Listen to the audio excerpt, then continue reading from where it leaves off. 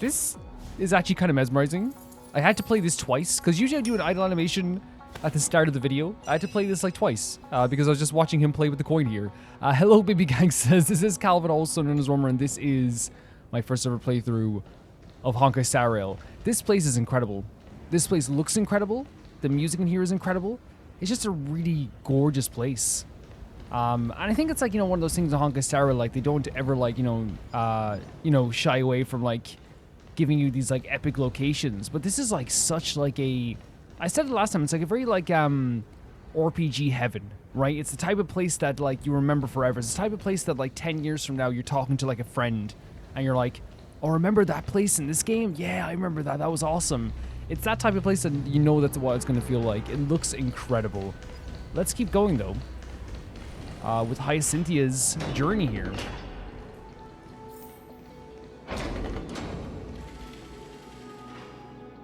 Cool interiors as well, right? But I feel like you come to expect that from Honkai Star Rail as well. But even though it's expected, doesn't mean it shouldn't be praised. You know what I mean? What's that phrase? If you do things right, people won't be sure you've done anything at all. I feel like that sometimes happens with Honkai Star Rail, where it's like, I know a lot of games you play, but that's why I like to point out like stuff like even like the small things that I see, because even though a game is doing everything right, and it seems like, that phrase, if you do things right, people won't be sure you're doing anything at all, is like saying like, because you do everything right, people don't know a hair out of place. But I like to like make sure that like I praise absolutely everything. Like, for example, this. Like, you can see like the wind and the dust coming through this vent here. Such a small thing, but it's so cool. This music, man. Oh, the eye is here now. 1,000 years have passed, and yet this place feels the same.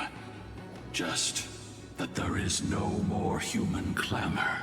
So there's no like tribes here clamoring. This is the Hall of the Sun Folk, where the Sunborn once held grand ceremonies to give thanks for Aquila's gifts. Oh, okay. So, did the Sky Titan really take the side of the Sun Folk? This is a really important question, right? Everyone thought so until Seliose's spear pierced through Aquila's wrath. The Day Thunder Knight. Only then did we understand that Aquila wasn't hiding from the clouds and rain, but from the horror that lurked within the unlit shadows. Whoa. The Black Tide, oh my god, that's actually really incredible. Aquila wanted to be sunny all the time because she feared the shadows. But like, I know you can say, well, the sun will bring out the shadows, but if everything's sunny, I guess is what she's saying. She didn't want it to get dark, The Black Tide. The Black Tide's threat has forced the Chrysos heirs to complete our flame chase journey, heading toward the prophecy's miracle of Genesis. Right. Chrysos heirs. In our time, that title used to stir up waves of outrage. Oh, really? But you all seem to be revered as heroes. So that is obviously an interesting detail, the idea of men looking to sell, like how heroes and titles change over time, how people look at people differently throughout history.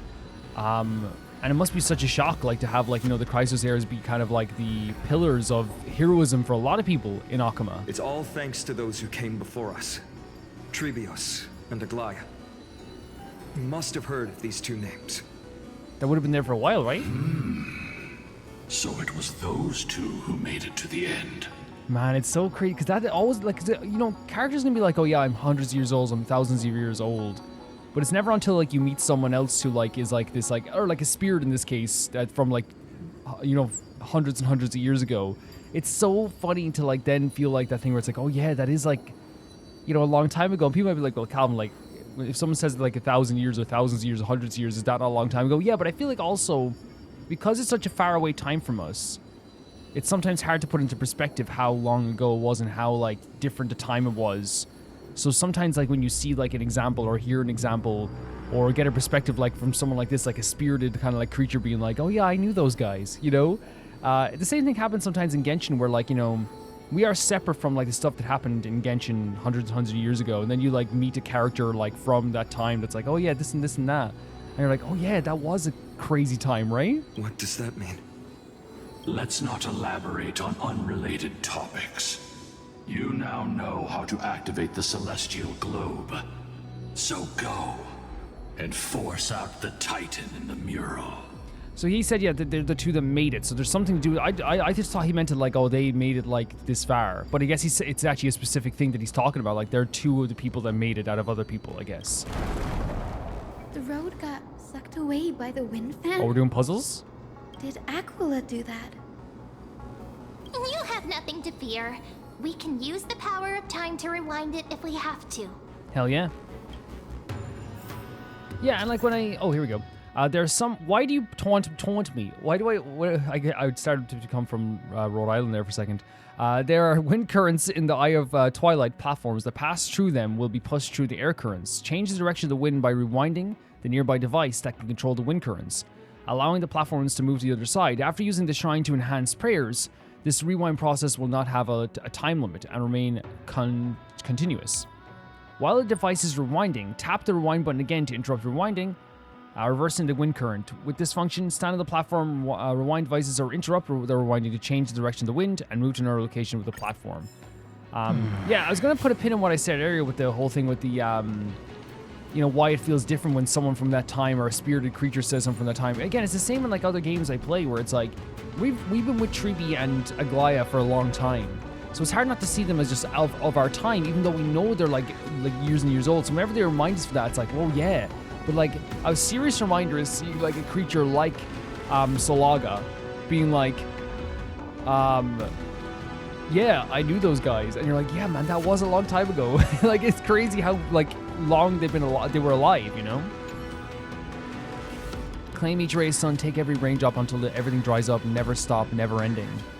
Wallow in pride, hatred, and others' pains, never satisfied, never complete. Earth-eating worms, don't soil the sky with your limbs. Okay, so we can reverse like this stuff, I guess, already. It didn't work. The prayer's power didn't last long enough. We have to get that over there. Maybe that device can help? Go check it out if you need to. I felt super silly then. Ah, it looks like. Oh, it's a different device. This device can amplify the power of Orynyx's prayer. Because you just think follows you around, right? Why don't you try to change the wind's direction with this thing, partner? Okay. Now the prayer should rewind for even longer. I should have known the game wasn't trying to be Let's try to control the wind's direction with this thing, partner. I love that it is like very traditional, like JRPG partner, you know what I mean? Because I was like, wow, she's like telling us like everything to do. You know, when a character's like, all right, now do this and try this. Walk 2 steps forward, which again, I'm never opposed to. I like having a JRPG companion, it's fun. But I thought for a second the game was being like very silly with me, and I thought it was like the mechanic that we use all the time. And I was like, why is the game like acting like I wouldn't know this mechanic? And then it's like, no, it's a new kind of style of it, I guess. But it's like it looks different, so they revised what it was, I guess.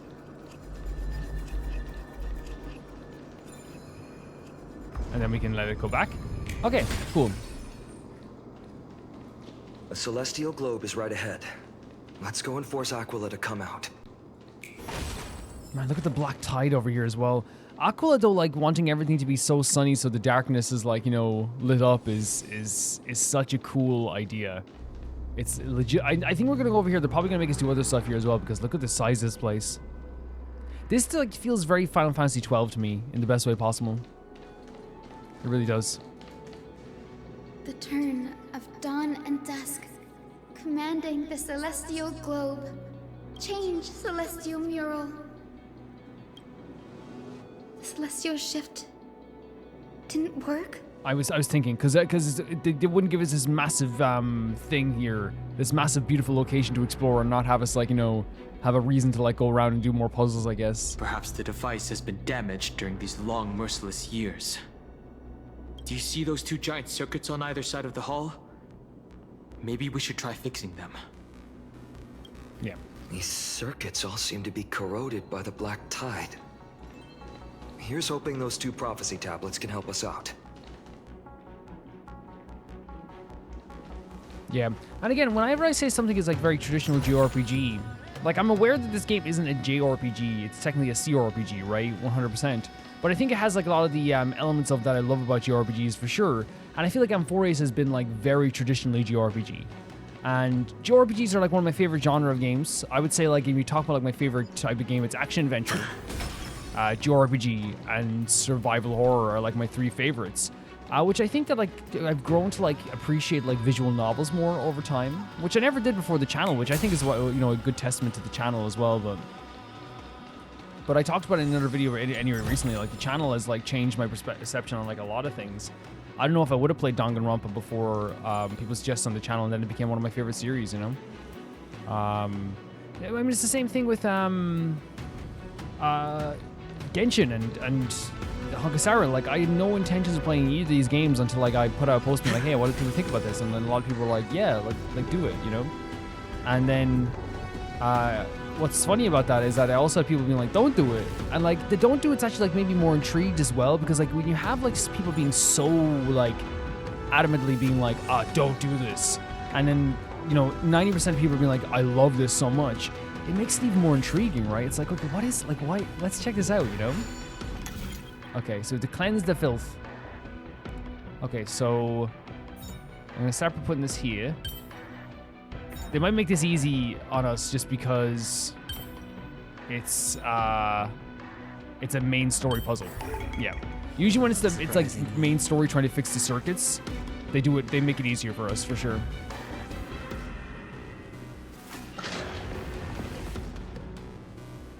Smooth sailing so far. We've got one more circuit to fix. This is what I'm talking about. This is like, again, what I love. And again, it's not that like it's trying to be like, we're a JRPG now. They've always had puzzles and like stuff like this too, but I feel like in Amphoreus they've really emphasized dungeons and puzzles and dungeons. Let's keep going and find the tablet on the other side. And I'm in love with that. I'm definitely in love with that. We can cure the black tide over here as well. Oh, and there's like, yeah, we'll do this, yeah. Whenever we can do it with the black tide. Even look at this location here as well. You know what, actually, like, again, whenever I compare something, I feel like, you know, on the internet nowadays, when you compare something, people get really, like, aggressive about it because they're like, it's not that, because they think you're saying, like, the game is copying, right? It's just a feeling of vibe you get, right? But I think people, like, you know, the reason why people get so upset is because, you know, always example I give of Genshin is, like, when Genshin first came out, everyone was like, this is Breath of the Wild. This is just Breath of the Wild. Which would frustrate people. And I think like culture has become a thing where like if you describe thing as being compared to anything else, people go like, no, it's not derivative. When in reality, it's like everything like can feel like something that you played before, but not like in totality, right? I've never played a game like Honkai Star Rail in terms of like the characters and the story and all this stuff too. It's its own unique game. But that doesn't mean I can't look down at this and feel like, you know, the scale of like a Xenoblade or something, you know what I mean? It's a nice feeling to have. And comparing a game to like one of my favorite games of all time, you know what I mean? It's not a bad thing. But I think internet culture has like created that whole thing. It's not everyone's fault. I think it's one of those situations where like people do use comparisons nowadays as like a bad thing, right? You know? This thing like a 10 to 1 is just payout. Tell them Music my to my ears. This thing is just you know, like someone might take a screenshot and be like, this thing is just Xenoblade, and then like it becomes a This is big argument hardly enough for online. a seat When at in the reality, table. it's much better to just be like, oh yeah, this like gives me a feeling tablet of is like one of right my favorite ahead. games, Xenoblade. We finally made it. Hopefully, this is enough to fix the celestial globe. And for me, when I go, hey, this reminds me of Final Fantasy 12 and Xenoblade, like that's like saying this is reminding me of two of my favorite games ever created.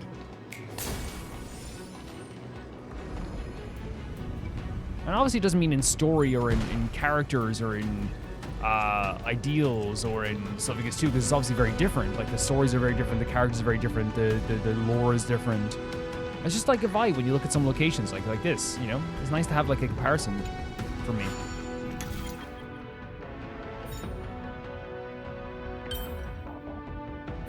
I think the same as last time, right? And then put this one in the middle. Yeah. They've been very kind to us with this.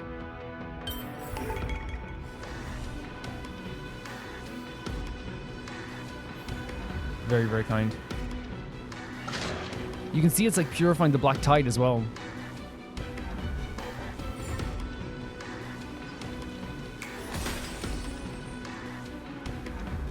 Oh, we're just going down here now? Oh, I guess we can cure the black tide from over here as well. I haven't been finding enemies because it's one of those situations where like I feel like, you know, we don't need to fight these guys right now. If they want to fight us, we can fight them, but they're just like kind of like there. Is there a chest over here? I'll take the chest. A reward with no risk? I'll take it. Oh my god, adventure, no, a reward with no risk. Like, finally. Finally getting something without having to risk his life. Curing the Black Tide is also a really great feeling, by the way. Feels awesome.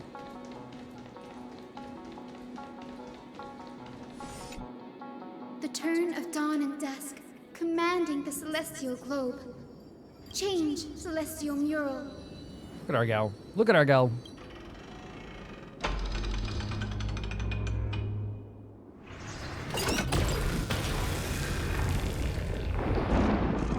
Will the eye run away again? The mark has disappeared again? Yeah. Looks like they're still avoiding us. I wonder if it's cowardice, or if they have something up their sleeve. I won't ever, like, aim to say I understand Aquila. But I imagine that, like, it's not, I don't know, like, again, I wonder if, I think what will happen is we'll see a different side of Aquila in some way during this whole story, right? We already have the idea of, like, fearing the Black Tide, right? So I wonder what's going to happen with I this. fear the Aquila of present has long lost their sanity. I mean, that's what happened to a lot of Titans, right? But instinct still drives them to flee from the shadows, to evade the Black Tide's encroachment. I called him Solaga. I think that's Pokemon. It's Solibus. Is Aquila really that cautious? Does that hero consciousness still remain? I mean, like, I think it's like one of those things where, like, when someone becomes a zombie and they still, like, you know, like in Romero's zombie stuff, where, like, they aim to just, like, still, you know, do stuff that they would in every single daily life. Like, if you're someone who was a hairdresser and you become a zombie, you naturally will move towards the hair salon you worked in. If you're someone who, you know, like in Aquila's case, who feared the Black Tide and tried to hide from the Black Tide, maybe after your insanity still takes is gone, your sanity is gone, I should say, you're still trying to hide from the Black Tide. Do not mistake their behavior for weakness, warrior. I have faced down the tyrant of the sky. It is no hyperbole that their raging fire is capable of melting the firmament. Amphoreus's heavens exist because of their authority. I love that they said this as well, because, like, right now, like, there is, like, this perception of just, like, kind of like Aquila running away from the Black Tide, but the game's trying to remind you, like, this has been built up for a while. This is no mere Titan. This is one of the most terrifying Titans that's been talked about since we got here. It's the Titan that grounded us here in Amphoreus. It is time to leave this place. Lunibus awaits you at the next stop. A moment, please, Lord Solibus. I have one more thing I wish to do. What is it, girl? To honor the pact with Seliose. Her descendants spent a millennium looking up at the sky. I believe my countless ancestors who lived for that purpose deserve to know the truth behind her legend. If you don't mind us knocking on the gates of the past, maybe I can peek into this place's history. I mean, the Day Thunder Knight is a massive figure in their history, right? I'd love to learn about it too. You are the ones who hold Orynyx's miracle. I have no authority to prevent you from delving into the past. I know, but I think she was just trying to be, like, very polite. Memi, Gray, could I please ask you for this favor? I want to show the truth to my ancestors waiting on the other side. Leave this to us. This is your right. If there are falsehoods in the legends, then there must be a reason for its embellishment. That's such a healthy way of looking at it. It's such a healthy way of looking at it. Like, there must be a reason why they lied in the first place if there is lies. The scene here and the previous memories all give me a strange sense of foreboding. After Seliose challenged the gods, what else did the Skyfolk encounter? I must unveil the true nature of the legend, so that my ancestors' souls may rest in peace. Hyacinth, you're such a good child. Don't worry.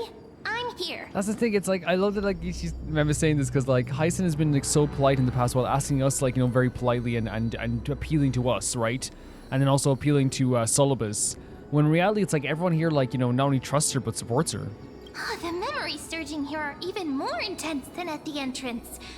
I'll gather them up now and mold them and mold them. Huh, all done. Thank you, Memi. Everyone, please witness history with me.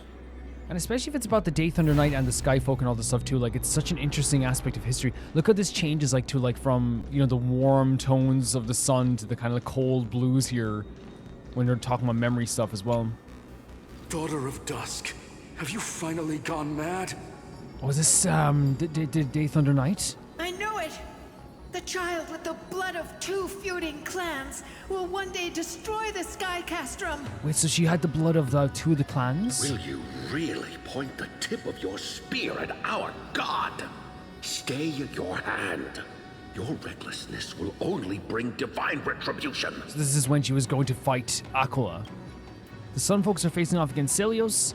Listen to this part of history. Listen to this conversation in between Seliose and... Yeah, 100%. Divine retribution? Oh my god, we're hearing her voice as well, the Day Thunder Knight. Those innocent children of the earth were sentenced to total annihilation by the god above. Well, they had nothing more than mere curiosity for things that lie beyond the sky. Yeah, and that's the thing, this worship of like the titans and the gods, and we talk about the worship of eons as well, and it's like, these eons and titans and all, it's like, the way they treat humans for sometimes everyday things, sometimes things that are out of their control, it's horrible. Look at yourselves. You call yourselves the Sunborn, yet you're unable to bear the blinding sunlight. Great voice actor here. You even consider sunburns and blisters as a gift from the gods. Man, what a great expression. Like, you're so caught up in this that you even consider the worst things as gifts. You declare yourselves the chosen ones, champions favored by Aquila. Yet you dare not even declare war upon the true threat of this world. Instead, you raise your swords and rattle them at your weaker brethren. She's so cool. She's so cool. You are all beyond saving. My father was also a disciple of the sun, but he taught me resilience and justice and guided me towards the light. He taught me wherever there is light, there is hope. Wretched people, I see no hope left in any of you. Even a shadow has more dignity than you lot. Honestly though, like, I love this. I love hearing someone, rage on against someone like this as well. And like, especially if they've lost their way so much so. I think the Sunfolk, from what we saw earlier, even like in a small snippet of what we saw, definitely were like too lost in this type of idea as well. Like, the idea that even a shadow has more dignity than you, that's saying like you've lost everything. You've lost every bit of respect that I had for you. Even so, Daughter of Dusk, even so, you should not shatter our faith. That's bad though. The fact that you're like, hey, even if that's all true, don't be messing with our faith. Because again, it's one of those things where a lot of people like maybe feel like, especially with the Sunfolk, that like this gets them through the day, right? It's like, oh yeah, I'm hurt. Oh yeah, I blisters. Oh yeah, like this is bad, this is bad, this is bad. But at least I get through the day. But that's just not fair on the rest of the world. Not just our faith. Aquila forged the sky. Nay, they are the sky itself. If they fall, what will this world turn into? Honestly, it's a great question, but like, if the whole day is nothing but sun, it's gonna cause immense problems for everyone. A prophecy echoes from the horizon's edge. It heralds the advent of a new age. One not ruled by the Titans, but created by mortal heroes. Do you think this is the Era Nova? I choose to believe in that prophecy. I must believe in any sign that promises to break the chains imposed on us by the old era. Any sign that will lead us to a new chapter of the world. Yeah, it might be the Era, because if they're talking about the idea of mortals, carrying out this prophecy, that's them becoming the Titans then, right? If you wish to stop me from slaying the god, you'd better muster your courage and draw your bows. Let's see if I will be pierced by a hail of arrows first, or if you will be burned to ash by Seliose. Why is she so cool? She basically just said, yeah, shoot at me, but like, let's see who dies first. Holy hell. I was gonna say, by the way, maybe it's not the Aeronova because, like, well, no, they're changing the meaning of the Aeronova right now, aren't they? Because while they're still becoming Titans and that's a cycle, and the Aeronova kind of is a cycle, they're kind of hoping to make it like a new era as well through Finon, right? How can we even fight you? You're the powerful Day Thunder Knight, a warrior goddess capable of trampling all lands. I think these people, these Sun folk, have given into just being kind of like followers no matter what, right? I am not a god, but the only mortal in this cage who is brave enough to defy the Warden. Yeah, she's so cool. The Sun folk of the memory fall silent, their expression ashen despite the bright sunlight. See, you are all truly weak beyond measure. So meek as I coded. The hunting ground beckons. Come, Seliose! You know? The hero Seliose, disillusioned by the Sun Folk's deeds, decided to sever the source of it all. The god they so blindly placed their faith in. She saw a group of people who had ultimate faith but were using their faith instead of trying to help people. As she said herself, you rattle your weapons in front of their faces. You look down on them. Like, and she sees this world as a cage. She sees herself as the only one brave enough to stand up against this freaking Titan. And again, it's one of those things where the Sun folk are like saying, like, it's not even like they're denying it. They're like, yeah, we are kind of like that, but like, please don't take our stuff away from us. And it's like, the issue with that is that, like, you're always going to be in that position then. And it's on, again, the Sun folk are already making it unfair in other tribes. We saw that already. But these guys are like, for them, their need is to always put themselves down, is to raise themselves up above the other tribes, but put themselves down compared to anything that's even more remotely powerful that they can't, like, control, right? They feel like they can't control Seliose, so they call her a god, basically. Even though she's like, I'm just an ordinary person. They feel like, obviously, they can't control the Titan, so, like, then the Titan is revered. Like, anything they feel like they can't, or takes effort to, like, do anything, they're like, kind of like, no, leave that to the gods. She was brimming with compassion at that time. Her words were bursting with anger, but her heart had nothing but mercy for the children of humanity. Right, you can tell she cared. That's the thing, you can tell she genuinely cared. At that time. Also changed? We should get going, Hyacinthia. Lunibus is waiting for you all. So Aquila has fled to the other end of the fortress. Let's chase after them. there we go. So the phrasing at the time, she had like Lunibus will lead the way. The care for humanity at the time. So if there are embellishments of the truth, we could maybe find out that at some point there might be something horrible that happened with Seliose the Day Thunder Knight. But in that moment, she was amazing. She was incredible. Standing above her. And again, it wasn't like her like looking down on people. It was her obviously disillusioned by the Sun folks' actions. So she then had to, like, you know, talk some sense to him. And instead of like doing the whole thing where it's like, please listen to me, Sun folk, she's like, okay, try and stop me and we'll see who dies first. Like, such a cool way of doing it, especially since it's very clear the Sun folk were not going to be reasoned with, right? Because they, you know, in the face of like droughts and starvation and other tribes, you know, suffering, they would curse someone for trying to change the world in that way. They just accept their fate because it's one of those things where it's like easier to explain, right? And it benefits them in a lot of ways too. Even though, you know, but they're even saying even the stuff that didn't benefit them, they would try to explain it away as like, oh, that's just God's will. And that's the thing that like always, here's the thing, as I said before, you can be religious all you want. I'm not religious at all. I don't believe in the old, you know, man in the sky or whatever. But I never shame people for believing in religion.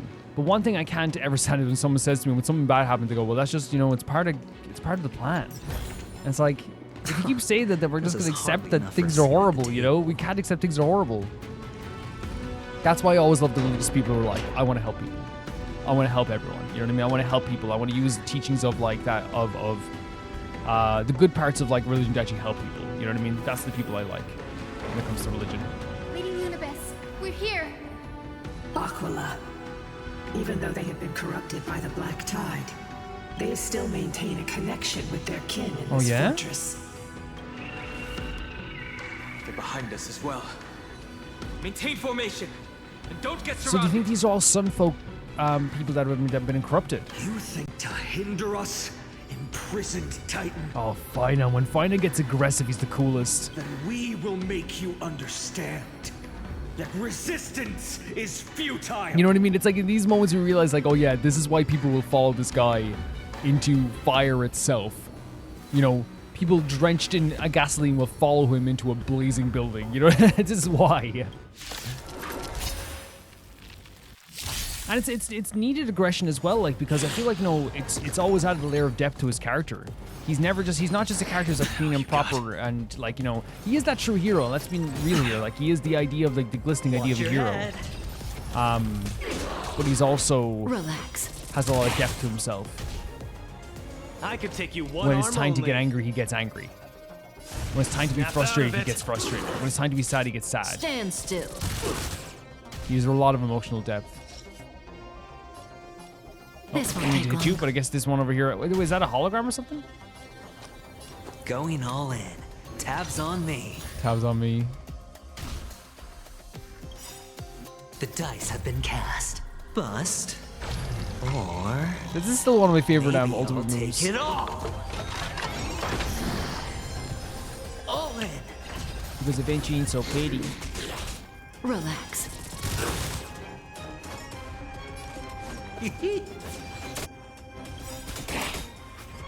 We should have done the bomb first, but it's okay. Good times never last. Time to say bye. Boom. Lovely What are you stuff. waiting for? The customer is king.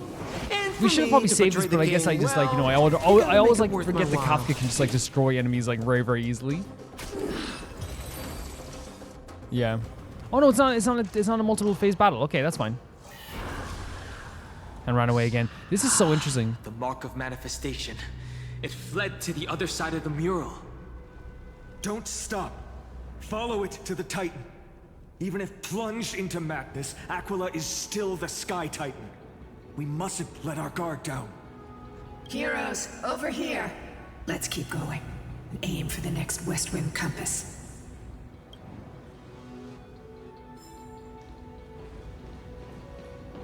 Such a great location.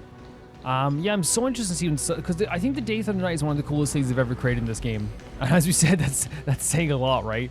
The Day Thunder Knight is one of the coolest ideas, visuals. And if it turns out there is like some sort of darker past there, I don't think that makes the Day Thunder Knight a worse character for me in any way, shape, or form. You guys know that. Like, in fact, it just makes it like the character much more interesting, right? If there is some darker aspect to the character. Oh, this again. I really like this mechanic. Wait, what? Oh, treasure icons. Yeah, that makes sense. Like, this is actually a classic type of minigame. I forget where I played this first, but there was like a minigame like this in other games. So we use R1 to rotate it all the way over to here to the starting point. So, and then we go and move this over here. And that should do it, right? And we get a chest out of it as well. Look, the rainbow Did we get a bridge is chest out of leading it? us to our next destination. Did we do it right? Because we passed by the chest, I'm assuming we got some stuff out of it. Follow Lady Lunabis. Love the rainbow paths here, by the way. It's always very cool. Did we get something? Did I do that wrong? I thought you just have to pass through. No, my God, man. I thought, and here's the thing. There's no doubt about it, guys, that this is legitimately my fault. Aspect to the character. Oh, this again. Because here it says, oh no. So with it, there's multiple ways to connect the routes with a single compass, but there's normally one type of route that passes through all the treasure. Interact with the compass again to edit the route. Yeah, we traveled through them. Yeah, okay. Sorry, I thought I got that wrong for a second. We got it right. I love how they give you like speed, like as well in this for some reason. How are you so certain that you could free Seliose from suffering? My apologies, Lady Lunabis. I was not all that Oh certain. my God. But if even Helios loses hope, then how will the patients repossess their hopes? So sick. What a kind man. That's Hyacinthia. Oh my god, look at this location. The idea that like, hey, it's like it's such a great piece of dialogue. Like, how did you know you could help him? I didn't. You know what I mean? And that just to me like shows why Hyacinthia is a true like Chrysos heir and is on the level of the other Chrysos heirs. It's not about like if she can help them, it's that if she has to try, if she doesn't, then what type of healer does she feel like she is, you know? She really does want to embody this like new age of like Chrysos heirs through her healing. It's really cool.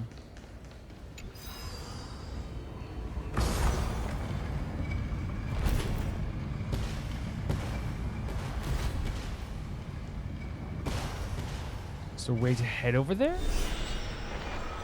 Through there. Yeah, it's just really cool. So now we know that these Black Tide soldiers, which are corrupted, you know, people regardless. Look at this location here, man. Jesus Christ. These Black Tide soldiers are also corrupted, like maybe corrupted Sunfolk, or maybe just corrupted people of the Titan King Aquila? here appear to have all been corrupted by the the Titan Black King. Tide. Okay.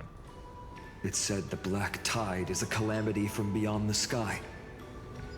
If that's true, the sky's defenses would naturally be the first to be That breached. does make sense. The first line of defense, right? Again, we talk about Osgiliath and Minas Tirith, right? Osgiliath is the first place to get attacked if Mordor attacks. Lose Osgiliath, lose your first line of defense.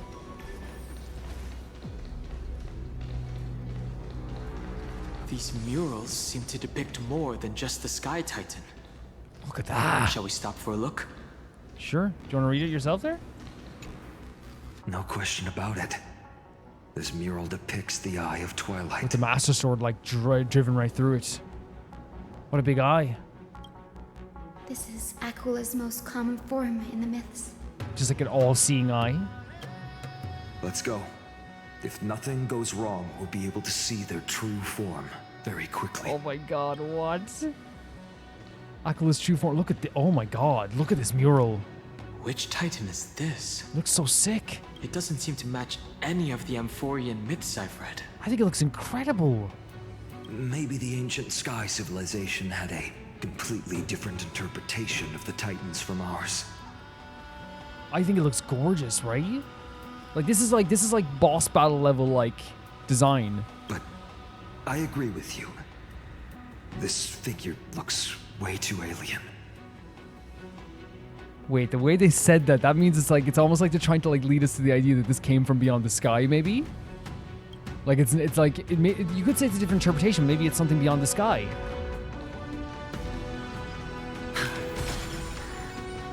What could that be? We know of one thing, right, that is beyond the sky, right? That apparently is here, that we don't know the full story of, that Lygus was talking about, right? And I always like to blank on the name of what they're called, the Reavers, right?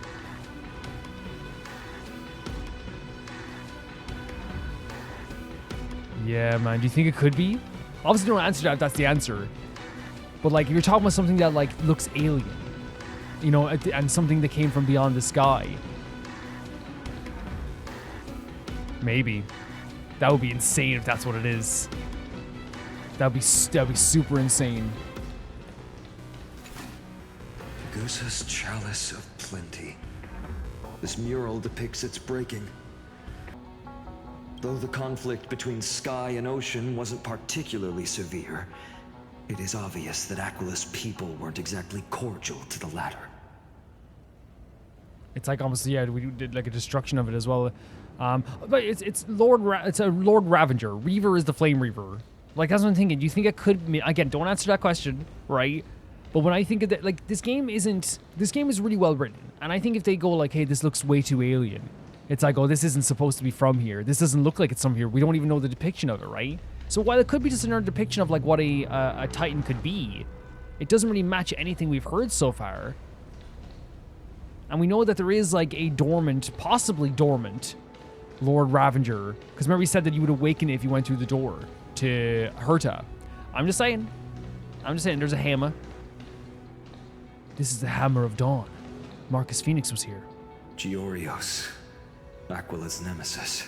Man, how could you... If you hate... Like...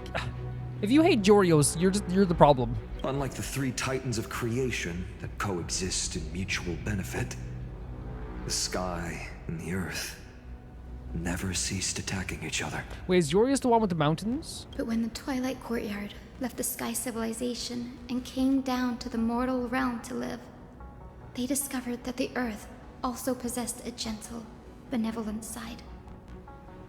Whether between people, cities, and gods, I suppose that all conflicts stem from misunderstandings.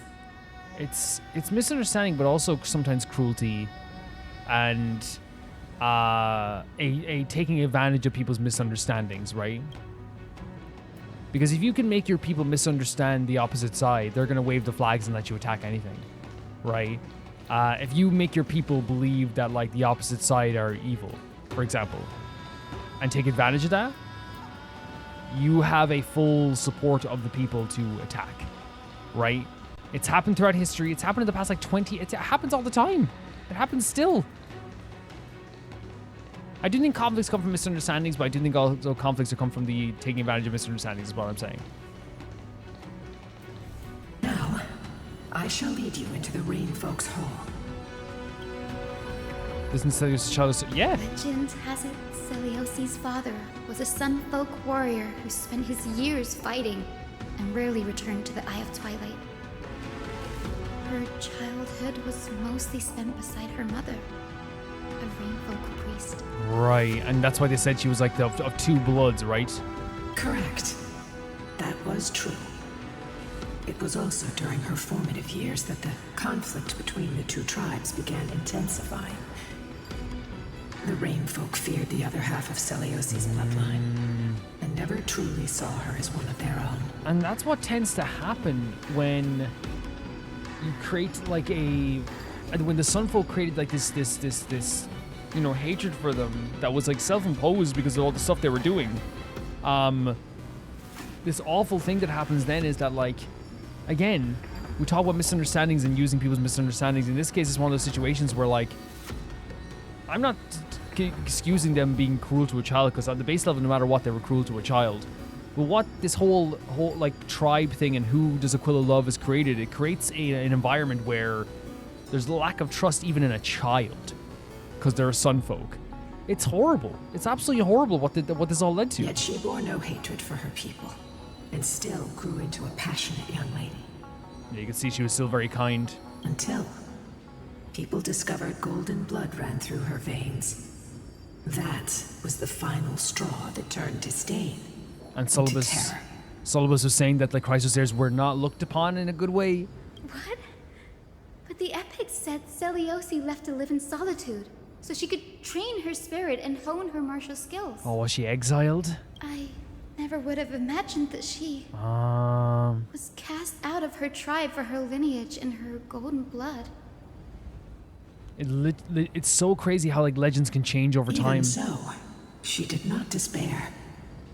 She met Seliose and me while she was living alone. We hunted, spent our days together, and forged an alliance. I think that oath, stronger than fate itself, kept Seliose and me here to watch over this abandoned fortress. It's so crazy because I'm glad she found somebody and I'm glad she formed an alliance. But like, again, as we talk about legends changing, like it's sometimes because legends and stories and mythos and all this stuff, like even like for recent history, is passed down through word of mouth and through like different things. Like, and like just the example that we give is like how many times like does is there like misinformation about like certain things. Like, for example, I'll give you an example. Like, there's one thing that happened in a wrestling show where it was scripted and it was supposed to happen, but they made it look like it wasn't supposed to happen. And basically what happened was there was like one major post about it that went super viral. It was like, this wasn't supposed to happen. And it changed like people's view of that, for even though it's like it was supposed to happen, like you can see how easily things can be changed and warped and, you know, misshapen over time, right? Despite experiencing betrayal and exile at the hands of her own people, she was still willing to set out on the path to slay the gods for them. Wow. Was Selios's love for humanity truly so boundless and unconditional? I would have said good luck, everybody else. Have a good time. No, man. I understand like the type of person she clearly is. I wonder if we're gonna learn more about her. Oh, Lika. Little Ika, why did you run out on your own? This little one. Lunibus, you know Ika? Ika's little noises. You're saying you smell a familiar scent on Lady Lunibus? They look completely different. But little Ika should also Wait. be a winged beast, right? Does Ika know Lunibus then? Could it be? Have you been flying around with like a ancient mythical beast? Truly, a miracle of fate. Perhaps we did leave something behind for this world. Seliose. Wait, what? This whole time? Wait, what are they then? Lady Lunibus? Please explain. Is little Ika your... What? Please press on, flame-chasing No. heroes. I can sense it. The radiance of Aquila shines ever brighter. So they said we left something behind in this world, and that's Ika. Do you think Ika then is like at least like akin to those mythical, not mythical, but like those type of like spiritual creatures like Solibus and Lunibus? We might as well activate this thing when we're going around. Possibly. We've been wandering around with like an ancient creature then this whole time. I love the idea of just saying this how eventually walks everywhere. Get that over there. Hey, stop it! No, okay. Just like if you from the outside, all you see is this. Where did the Skyfolk go after Seliose challenged the god? Just like the countless tribes throughout history, they were drowned in the dark clouds of time. Black Tide? Wait. This seems like a dead end. Are we... No, there's a door over there. Okay. Aquila. They are indeed here. That deep, fine on voice, man. The celestial globe is right ahead. But there are black tide creatures guarding it. Yeah. Looks like we can't skip this fight. Let's go get them. It's another one of those devices that can enhance prayers. Can I leave that to you, partner? The way he calls his partner as well. Okay, so... Yeah, we need to pick this up. Man, I love this location. So are we gonna... Oh, there's more? No, they're the same murals, right? Yeah. Yeah, it's the same murals as before.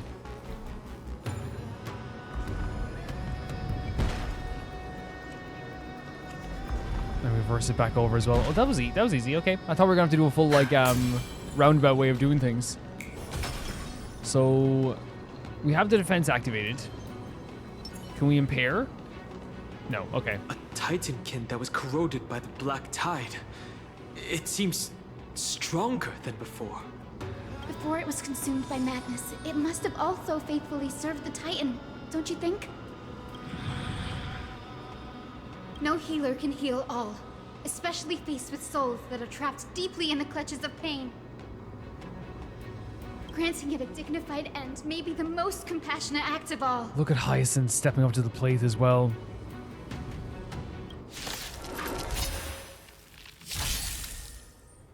She really is showing why she is like ready for this, right?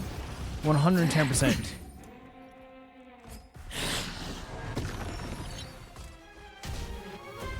I'm just getting started. We're just getting started. Don't get cocky now. Stand still.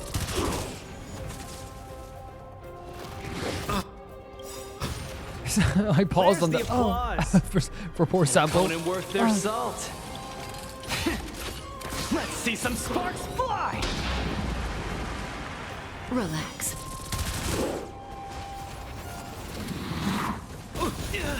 Just to give us our Watch your follow-up head. attack. Not that much damage, but still, it's nice. We can't attack them because they're like invisible, but I think we can all attack them. Let's just go for our main attack for now, with our main damage dealer. All right, I'll... Don't ask, just spend. I'd love to spend a night with Aventurine. I mean at the freaking gambling Stand still. center. What do they call that? Casino. Okay? Get your mind out of that gutter and then in the gutter with me. In the other gutter. Come to the other gutter. I'll let you in the other gutter with me. Come on. The dice have been cast. Bust. Or... maybe I'll take it all. His smile here. It's everything. Your head. Small fry.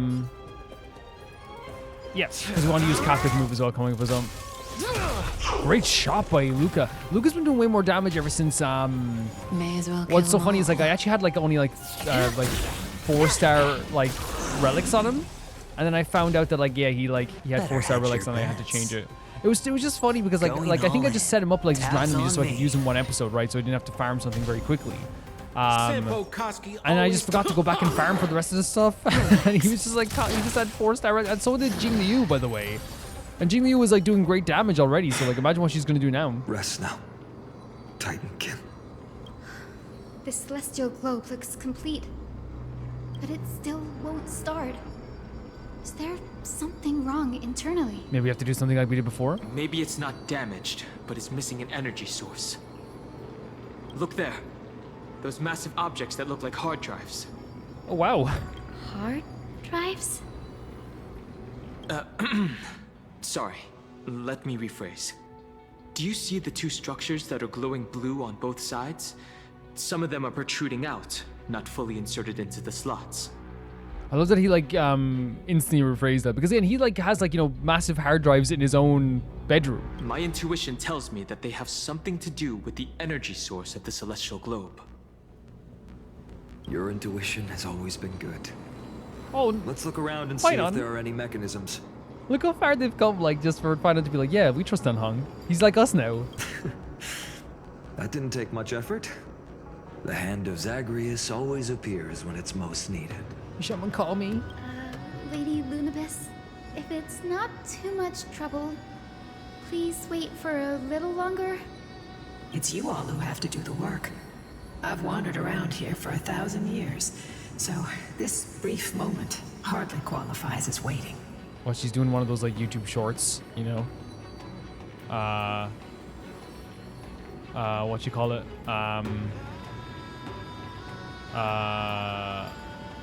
What's it called? Like, what do they say? Like they go like, I'm just something.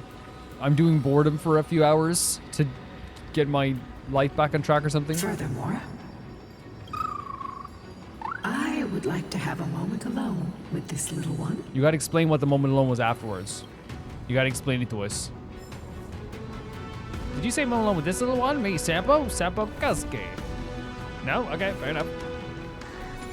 Why is Sampo out? Oh yeah, because we were doing the, yeah. Sampo fans hearing me say, why is Sampo out? It's probably devastating. It's probably very horrible. Why do we have Sampo out in the field? Maybe the hand of Zagreus can help us to put the hard drive back to where it's meant to be. Hard drive? You're an expert at that. Do we just have to punch it?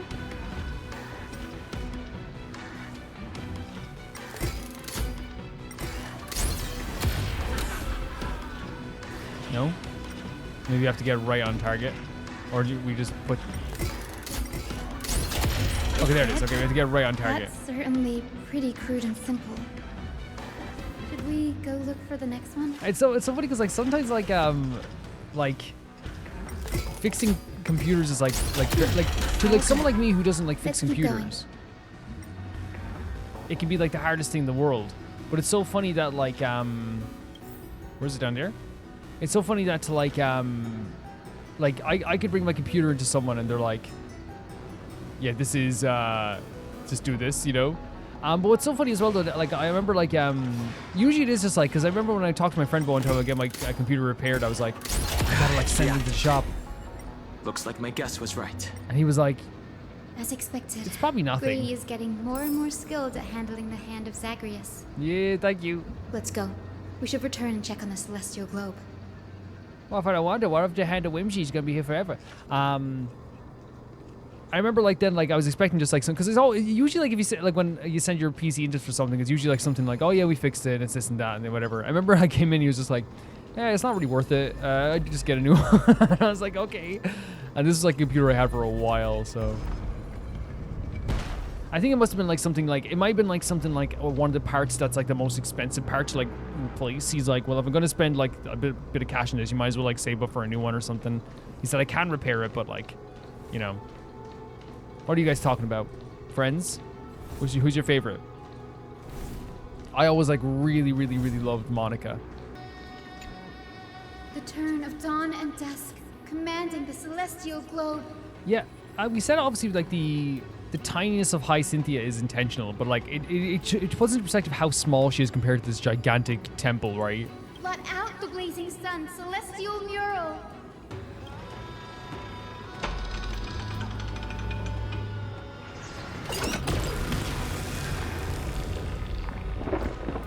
It's also epic seeing like a definitive change. It's almost like the sun becoming like the clouds, right? Becoming dusk, becoming darkness. We've already changed 2 scenes on the mural. Where else can they go? In the direction that the denizens of the sky have prayed to their whole lives. Upward. Epic. Absolutely epic. Will they fly beyond the clouds to heights that are beyond our reach? As far as we know, it was Aquila that placed the curse on this world, preventing Amphoreans from ever reaching the realm beyond the sky. A curse that fell from the sky. I can't verify the truth of this claim. When Seliose fought Aquila, the Titan's incarnation did ascend into the skies, but they never attempted to break through the sky's veil to escape our pursuit. Wait, so what are they saying here? So they're saying, will they fly beyond the clouds? As far as you know, Aquila placed the curse on the world, preventing Amphoreans from ever reaching the route. So they're saying like, Donald's saying like, yeah, they put a curse so we can't get past the veil, the sky itself. But during the battle earlier, like with Seliose, she didn't try to do that. So can she do that? It could be that they didn't want to win unfairly. Could it be that they too weren't able to break through the heavens? It is not impossible. I wonder. Perhaps the interpretation of the myth is inaccurate. Which can happen. It might be someone else who seeks to prevent Amphoreans from reaching the worlds beyond the sky. Oh, that would be a massive change. Regardless, we can only know the truth after we've defeated them. Do you think it's intentional that they're showing the mural behind us again of this thing as they say someone else is trying to keep us from going? Like, I don't know, man. I think this mural is going to be so much more important. Whatever it is. Before we press on, partner, ma'am, let's unveil the history for Hyacinth. The true story behind the legend is yet to be fully revealed. Sure. Okay, leave it to me. Flowing, gathering, recollection, reveal.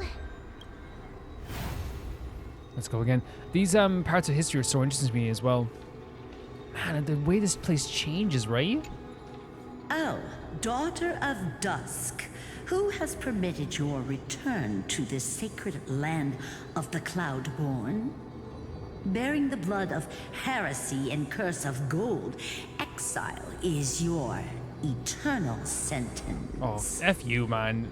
It's so horrible. Listen to the conversations. Yeah, 100%. My kin of old. I am no longer the immature fledgling I once was. I found my wings. Hell yeah, The Seliose. shackles you bound me with have rusted away, and I shall decide which direction I'll fly. Because it's also emotional shackles, right? It's not just like, it's not physical, it's emotional. The idea of like, you have placed upon me this idea that I am, that I'm wrong, that I am an affront to Titans, that I am this horrible thing. I choose where I go now. As for this return home, before I embark on my god-slaying quest, those who worship the god who is about to die deserve to know everything. Oh my god, what a way to say it, man. Your god is about to die. Let me tell you something. So, the dreadful rumors are true. The cursed daughter of dusk The invincible Day Thunder Knight will soar into the heavens to challenge the Titan. He's terrified. Why would you do this, Seliose? You were once such a Shut up. warm-hearted girl. In this hall of the Cloudborn, you prayed so devoutly to Aquila. Shut the hell up, man. Can you imagine exiling a young girl, right? Calling her, like, I'll get the actual phrasing here. Calling her, saying she has the blood of the heresy girl, exiles your eternal sentence, right? Imagine exiling a girl and then supporting the exiled girl. Then when she comes back and goes, I'm going to destroy the Titan that you worship, you go, oh, but why? Why are you so you're just so lovely? You know, you exiled her. I've seen through the Titan's indifference and grown weary of the tragic dances mortals perform under their neglect. And this is the problem with, like, people who, like, worship this type of stuff in a bad way and worship, like, religion in a bad way. It's always like this thing where it's like, even if we punish you as part of our religion, it's still your responsibility to worship our religion. You know what I mean? I see how you blame the god for their favoritism, yet lack the courage to rebel against the core of your beliefs. Huh? You're quick to turn your blades on your kin, but you never dare to confront the true source of your hatred. There's a civil war amongst them, right? Because they, again, the god, it is the Titan that they should be looking towards in Selios's view, but they're blaming each other for this.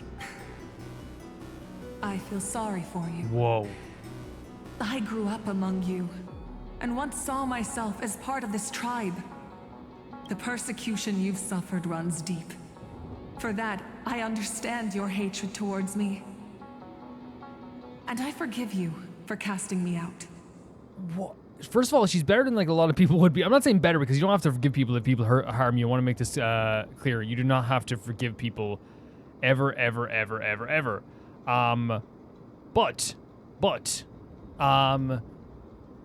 what I think this does, I think it's, like, subtly, even if it's not intentional, this also owns these people in a lot of ways too, right? You still have hatred towards me. You still have all this pent up, like, feelings about me, but I forgive you. It's almost like, hey, like, I don't think about that aspect. I'm doing what I think is right. Out of care for you all. See? I'll walk this path. On behalf of everyone. You exiled her, and now she's coming back with the intention to help you. Let the fall of the Eye of Twilight mark the dawn of a new chapter in history. Upon my return, there will be no more unjust gods. I actually love her, though, man. It's hard not to just, like, love her. When a broken faith finally disappears, the children of humanity will be reborn. The skies will mend, and the divide between day and night will fade away. And that's what the healing of Dusk and Dawn means to me. You are so naive, daughter of Dusk. So powerful, yet so innocent. I fear you.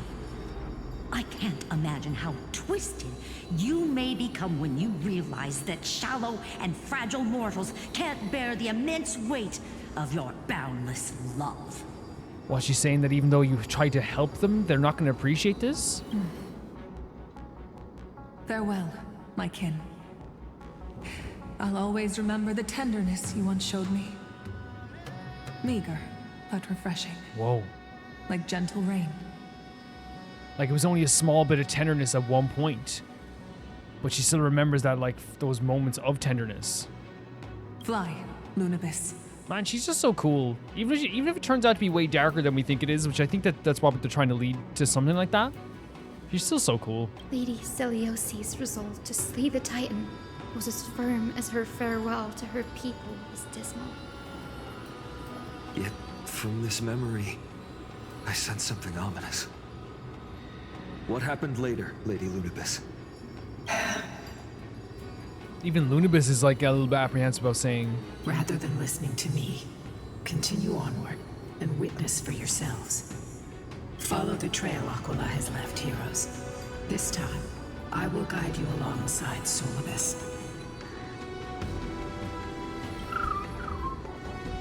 Sorry, little one. I hope we still have time to talk later. You gotta explain what conversation... Well, if it's personal, you don't have to explain it, I suppose, but... yeah, when he says there's something ominous about this, 110%, I get that vibe too. I think they are, like, you know, setting up something here that is a little bit darker than we thought it would be. But I'm also kind of like very much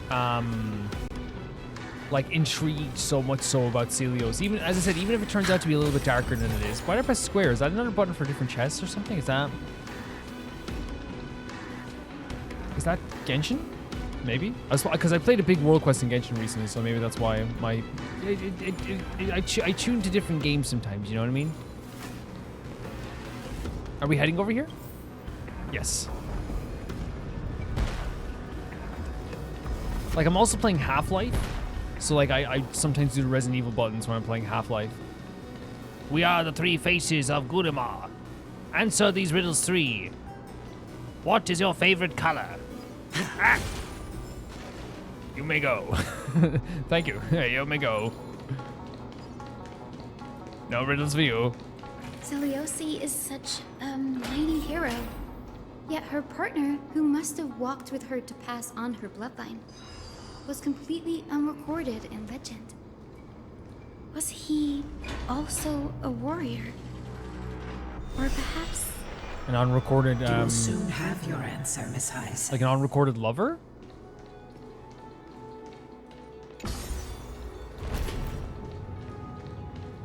It's called he has to do this to power it up, guys. This one doesn't work as well. Ooh, it's tough. That is tough. Lord Solibus is waiting for us. The way that she said that sounds like I always think there's something going to come up here, like there's a boss or something. I'm anticipating it for sure, but it seems like there's more stuff like we have to go through anyway. So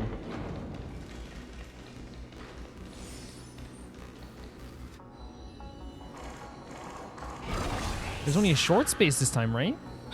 They soared toward the mural's dome. I remember that place. I remember too, Solibus. Listen to the final yes! What exactly happened there? Why are they giving it? Why are they making it optional that you have to listen to this stuff here? Is it because that the story has been so long in this game? Because I've heard it's like, you know, that they were like, okay, let's make it optional for people. You know, like, but I don't know, man. I feel like you'd want to listen to this. At the celestial mural's dome, we dealt Aquila a fatal blow. Fatal blow. The sunlit wings set the Titan's wings aflame. The moonlit plume sealed the divine body. The battered hero of the sky pierced the last monstrous eye.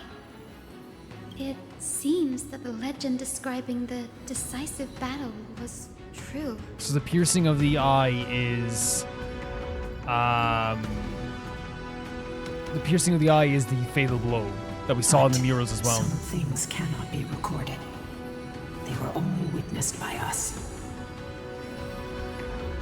Would you mind sharing more, honored ones? After Aquila's defeated scream, we looked to the ground. The people who watched us fight. We saw the expressions on their faces. What do they think? Old and young, adults and children alike. They all shared the same expression. Pure, unshakable terror. Our victory brought no cheers or celebrations. The terrified crowd became chaotic, screaming and trampling each other. Man, like they just saw like the thing that they worshipped, you know, defeated, right? When they realized that their centuries-old faith Yeah, Jesus. had been overturned by a cursed child of two clans. They regressed into senseless beasts. What? Devoured their own kin. No. That would be an insult to beasts. Solibus and I have never witnessed such madness. This is shaking Not them. even in the wildest corners of Amphoreus. Now, you're saying they actually like devoured each other, or it was like they killed each other? Devoured can be like kind of like a, you know, in kind of a spiritual sense, like they just defeated each other. Their fate drove them mad. Seliose was indeed rather naive. But see, the thing is, like, I don't think that you could predict that. Like, to me, it's like, oh yeah, there is a naivety there, but also at the same time too, it's like, what else could you do? Like in her mind, the whole thing the Titan had caused all these people to like be amongst us in a civil war, caused droughts, caused suffering. This doesn't align with the historical records. According to the legends of the Sky People, Aquila, gravely wounded, was determined to fight to the end. To prevent Aquila from using the sky of Amphoreus as a weapon to crush the earth, the hero Seliose chose to sacrifice herself, sealing the Titan in the process. And we saw this as the kind of like Aranova stuff of like the reincarnation thing, right? Legends and epics have always erased the cruelty, the bloodshed, and the cries of the commoners, while glorifying the heroes and their triumphs. Mm-hmm. I mean, yeah, and I think it's one of those things that, like, if you learn history in school, it's kind of like, it is a good history lessons, but it's like homogenized. But then when you get into like, you know, the advanced parts where you go to college or something like that as well, history becomes like a whole open thing where they look at things from like a lot of different perspectives and stuff like that as well. But this, I don't think Finon's wrong in saying this. I think that, like, you know, they talk about when they talk about any war that, like, you know, they try to make out like a very patriotic thing in the world, right? Where like they fought for the country, you know, and it's only years later there's like slowly the stories come out of like, no, it actually was horrific. Look what they did here. Look at this picture. Look at that as well. You'll witness a side of the legend that's never been told, young Hyacinthia, with a truth hidden for a millennium before you. Can you still walk with the same conviction? That's an interesting question, right? This story that you've known your whole life may not be true. Will you still go on this path? Do you still have that conviction? Do you still have that drive? It will be a harsh truth, one that is bound to shake your beliefs. Are you ready to face it, Miss Hyacinth?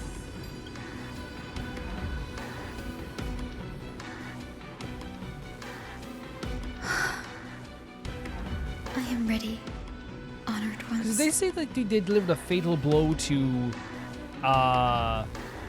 the Titan, and then there was a horrific reaction down below? That to me screams the idea that like maybe the Titan was actually like killed in that moment. No matter what the hidden history holds, the spirits of my ancestors will urge me to make the right choice. This mission is far more important than my personal feelings or biases. If what I'm facing is a distorted history, a lie that's lasted for 1,000 years, I have to believe the one who created it had their reasons and struggles. She's reaffirming her drive here, right? And as for those reasons, I choose to believe they came from a place of goodwill. That's how I see the world. Man, Hyacinthia. Since you've made your decision, keep moving forward. Genuinely, like it says something when like these two like ancient beasts are telling Hyacinthia basically like, you know, you may not like this, you know? It makes it way more ominous. I've called forth the Rainbow Bridge. Proceed along its path to the Dome, where the entwined fates of humanity and the Titan must be resolved. So sick. So sick. Yeah, so like I think, you know, the idea of like, you know, legends being passed down through time and changing throughout history, what someone actually was isn't what you actually think. There's, and I say this too, like there's even like people in Irish history throughout time that people worship, then you find out after a while they like weren't the best person in the world. We've seen that throughout like the world history where like some people are considered saints amongst people, and then you find out that they're actually like they weren't that nice people whatsoever. Oh no. Careful. Don Hong protecting us, of course. Don Hong, like great animation there. They're desperately struggling to block our path, but we've backed them into a corner. This hurdle is trivial compared to the endless flame chase journey. Wow, Hyacinth. I'll restore the bridge every time, no matter how many times the Titan obstructs us. This is why she's made for this, you know? But But yeah, as I said, like the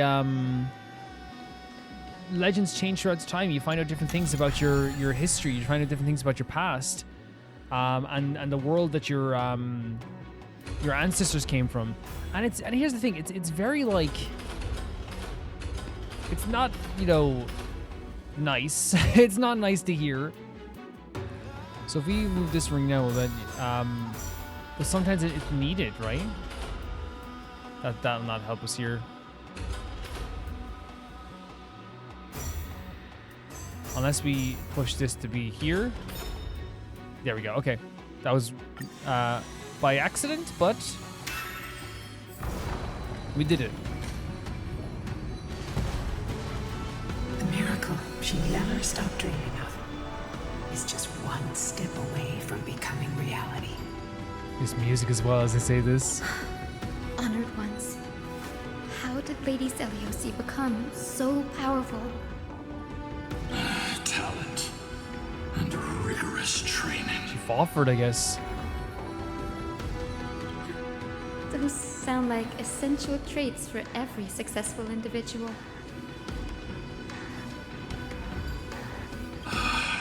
She is special.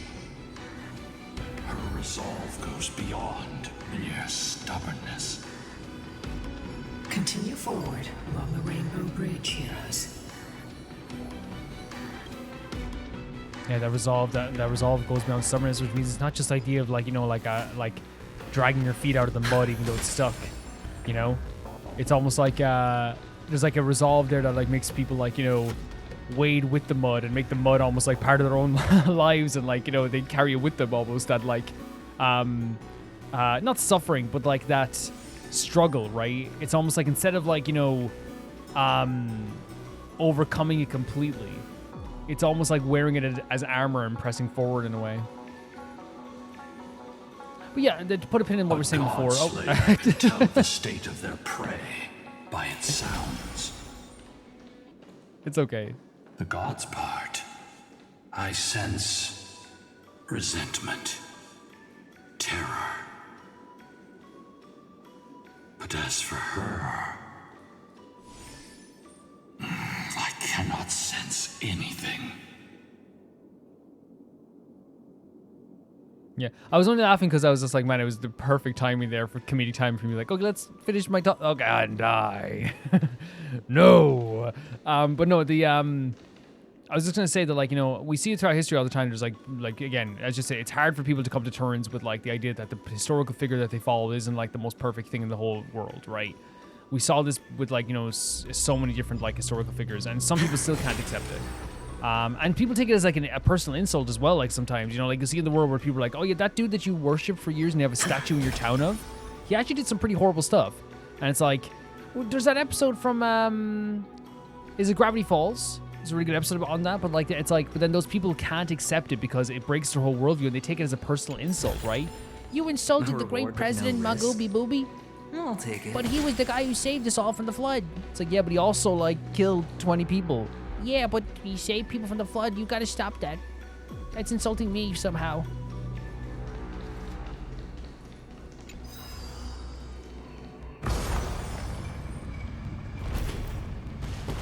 Imagine you're looking so cool going up here too. Already seems aware of their fate. We won't make them wait for too long. A Titan shall get Dawnmaker to have its first taste of blood. That sword you wield, it seems familiar. Are you sure about that? This is only recently forged. Perhaps. Is this the dome of the Celestial Mural? It's truly marvelous. This is like the center point in a way? The dome still displays a vivid sun. By also covering this mural in clouds, we'll leave Aquila with no place to hide. It's the last location. Exactly. Employ the tactics you've mastered to expose them. And Hyacinthia, we will heed your wishes, channeling our strength to reveal Aquila's true form. even wishes. It's been 1,000 years. Without our pact, Lunabus and I might have dissipated like everything else here. Our pact requires us to await the return of the Skyfolk to their ancestral lands. Whoa. To complete the mission of reclaiming the Titan's So they can't move on without that. We will carry out your will, Miss Hyacinth. As faithfully as we kept our promise. Oh my to god. Seliose.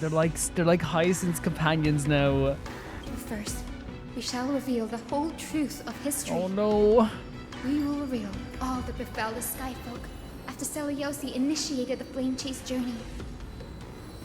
As it should be. So they're saying obviously with Seliose being like the origin, because this did say like she was like the originator, right? But I thought it maybe meant like she was like, you know, because sometimes when people say originator, they mean like, you know, like it wasn't originator. I forget the word they used, but the way they described it was kind of like, oh, maybe she like innovated it, or like was one of the people that like, you know, brought it to attention. But it's like they're saying here like started. Be careful. There are multiple threats. Soldiers tainted by the Black Tide. Do they continue to defend the realm of the Sky Titan after all this time? Is it just instinct? Perhaps they are protecting the truth slumbering here. Aside from the descendants of the sky named in the pact, no one else is entitled to access the memories here. I'm increasingly intrigued by what happened next. Oh my god, look at his face. This is the thing, right? He's like, I think the reason why I've noticed that he's more handsome lately is because we've seen him like be like more, like he's more expressions than just like his usual like kind of like very calm demeanor, you know? Like this angry Finon, cute as heck. Let's deal with these fallen guards first, then. Embark on this final lesson in history! Dawnmaker feels lighter and light. In his hands? You're in my hands. I feel that I can do more than just cut down evil with this blade. Oh, he's feeling it as well. With golden flames, I can forge a new dawn. Finon! Well, you gotta make it worth my while. I mean, I believe in Finon anyway, but...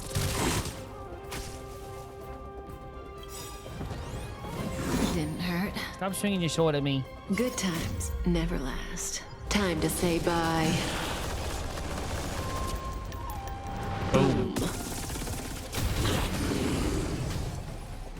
I'm just getting started. I always like wonder, like, Snap out of it. about like That breathing when Kafka's sensation. gonna return. Remember it. Every day of my life, I go to sleep at night like with a thought, Alright, when's I'll call your Kafka coming bet. back? Going all in. Tabs on me. After my grandmother finishes the bedtime story she reads me every night. Sampo Koski always you know, takes care of it. the story she reads me is really cute. It's like the Stand three still. teddy bears like Kafka who ruins their lives.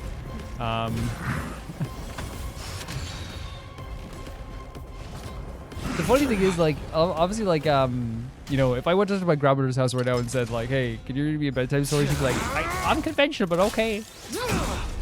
No problem. You know what I mean? She's not, I think she'd not probably, like, get, like, emotional. Let's see some sparks fly. Luca, of course, our main damage dealer now. You have fulfilled your duty, guards. Rest now. That's a really beautiful, sentimental way of putting it, right? It's like you've done what you had to do. Rest. God of the sky, we are here. Your resentment and terror will soon end.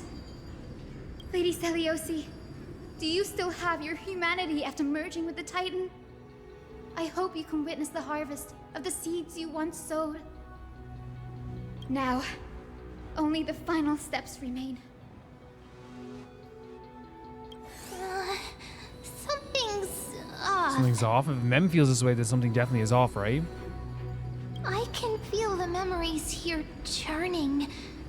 It's as if countless emotions have lingered through the ages, refusing to fade away. And phrasing it like refusing, right?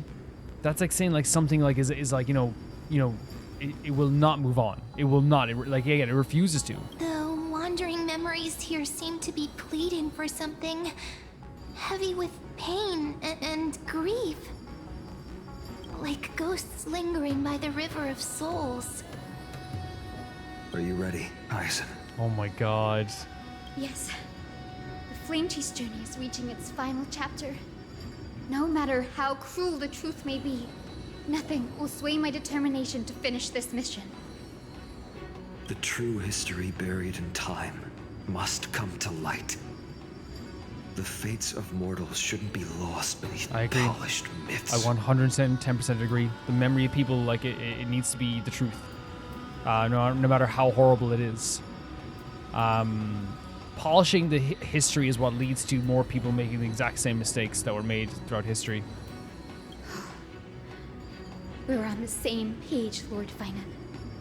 Go to the celestial globe, Hyacinthia. Oh my god. Is this the last one? I guess it The is. forgotten past will reveal itself to you, one fragment at a time. Hold fast to your resolve. You'll need it to face what lies ahead. God, I'm actually nervous for Hyacinthia and myself. Like, I'm nervous obviously because I'm gonna like be finding out the truth as well, but it's also nerve-wracking because like this is a big thing for Hyacinthia, right? It's actually really well done how they made the emotions here feel.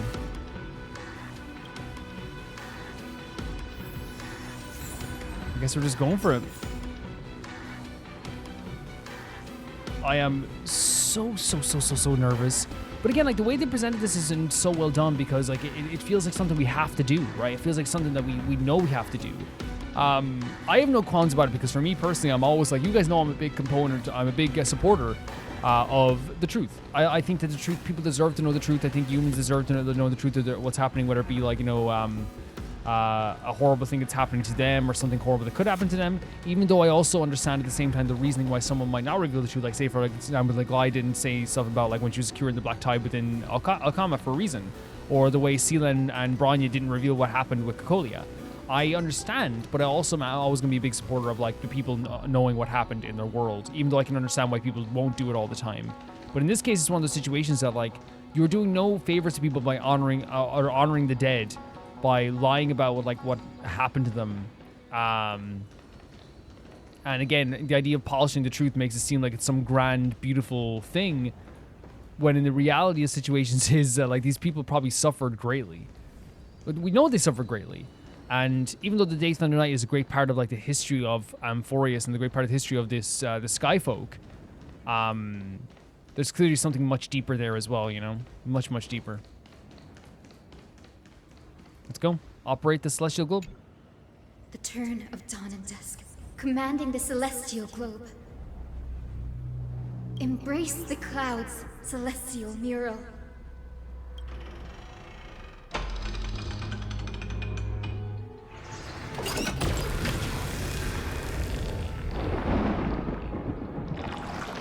Whoa, man. Look who we've caught.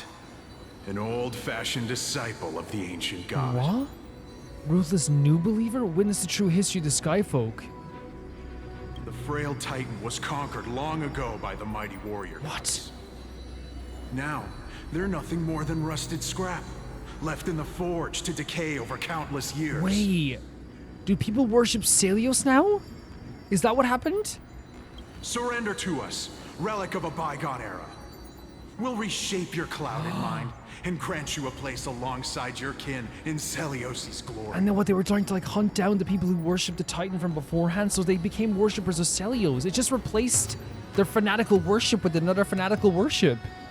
Your so-called reshaping is nothing more than torment, both in body and That mind. is crazy. No. I'd rather die than give in to hypocrites like you, hiding behind empty faith and wielding power as you please. As I said, just replacing faith with faith, but it's way more damaging. Take a good look at this pathetic fool. Do you see it? What a laughable hypocrite! This is so horrible, man. What the hell? You're one of the Sun Folk, aren't you? Oh no. When you oppressed your own under the guise of They faith, did do that. leaving countless souls to suffer endlessly under the scorching sun. They did do that. Did you ever consider that even the fiercest sun could one day fall? And this is the thing that's right, like you can't deny people's hatred for the Sun Folk. You can't deny this feeling that they have towards its oppressors, right? 110%, right? But this is not healthy whatsoever to... I'm not saying like they shouldn't be able to go to the Sunfolk that oppressed them and be like, hey, we're gonna get revenge on you. 100%, that's your prerogative. But what's happening here is not that. What's happening here is like this freedom that Seliose, on the surface at least, wanted to give them. Like from the Titans, they just took their faith and went, okay, so the Titans were wrong. This Titan was not the god we worship. Now we worship Seliose instead. They just replaced faith with faith. I once thought... Like, there's no denying that the Sunfolk were awful. There's no denying it whatsoever. Spare us your empty excuses, relic of the old world. I'd rather die than give in to hypocrites like you, hiding behind empty faith and wielding power as you please. Wait. That's what Seliose said, right? You've already sentenced yourself. All we're doing is following through. This is so brutal, man. Do it. Make it clean. Oh. A single sharp cut across the neck. This is so brutal. No. No. No!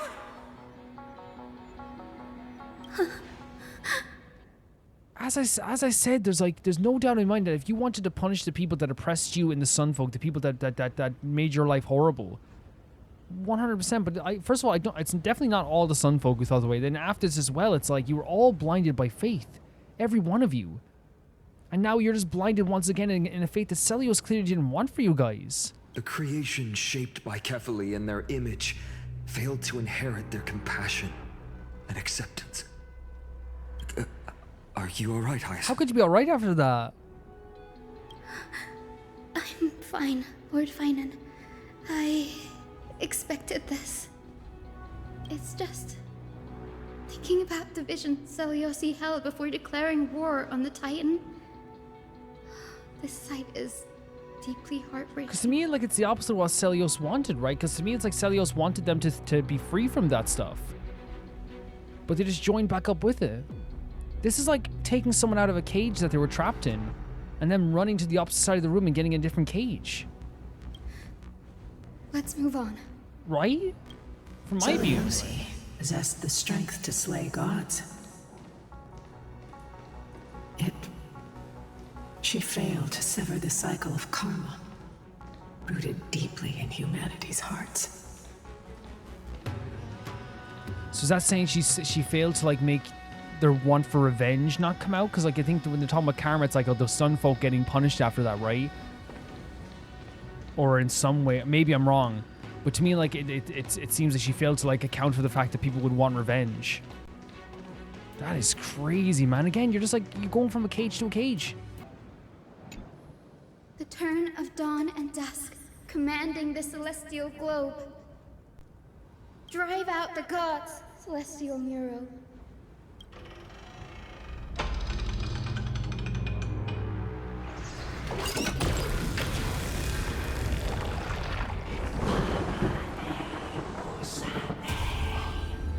Could that be? But how is that possible? When is the true history of the Skyfolk? I recognize this guy's face. Help us, the forsaken Skyfolk. Lady Kindness, you are the strong one who follows the path of shadows. Wait, what? The Cleaners. Did the Skyfolk conspire with them?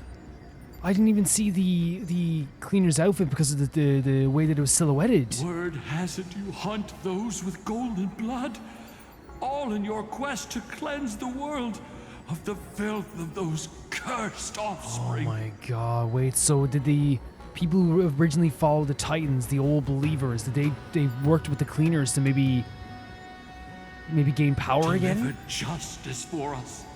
The witch with golden blood struck They're talking down about, the proud eye of twilight. Yeah. Desecrating their divine grace. Seliose.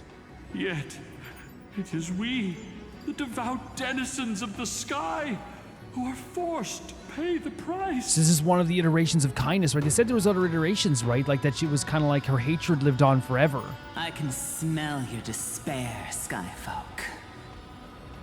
The Cleaners are on the side of mortals. Jesus. Together, will erase that blasphemous bloodline from this world.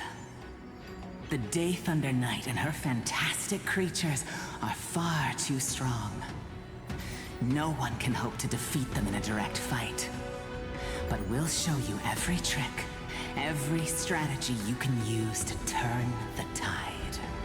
This is, and again, we knew, like, I'm not crazy, but we knew kindness like was like a living hatred for years, right? There was like different iterations of kindness, right? Their desperation. Those ancient disciples were willing to do anything. Even ally themselves with the cleaners. Yeah, it just created more and more of like a violent nature amongst all of them, and I guess like it's one of those things that like it's like interesting that like the people who used to worship the Titans now are on the ropes, right? Whereas before, like it's one of those situations where like especially with the Sun Folk had no problem oppressing people, you know, and now it's like, oh, we need help, you know. Whereas when the other tribes needed help, it was a different story, wasn't it? I'm guessing their plan failed, didn't it? Those assassins were vicious, but not foolish. They never actually dared to attack Seliose. I mean, it's the same way they didn't want to attack Aglaia head on, right? They weren't driven by any genuine desire to help the oppressed. Their true targets there you go. Were the innocent Chrysos heirs, hidden among the Skyfolk. That's so brutal, right? That they made a deal with these with the Skyfolk and basically picked off, it seems, the other Chrysos heirs.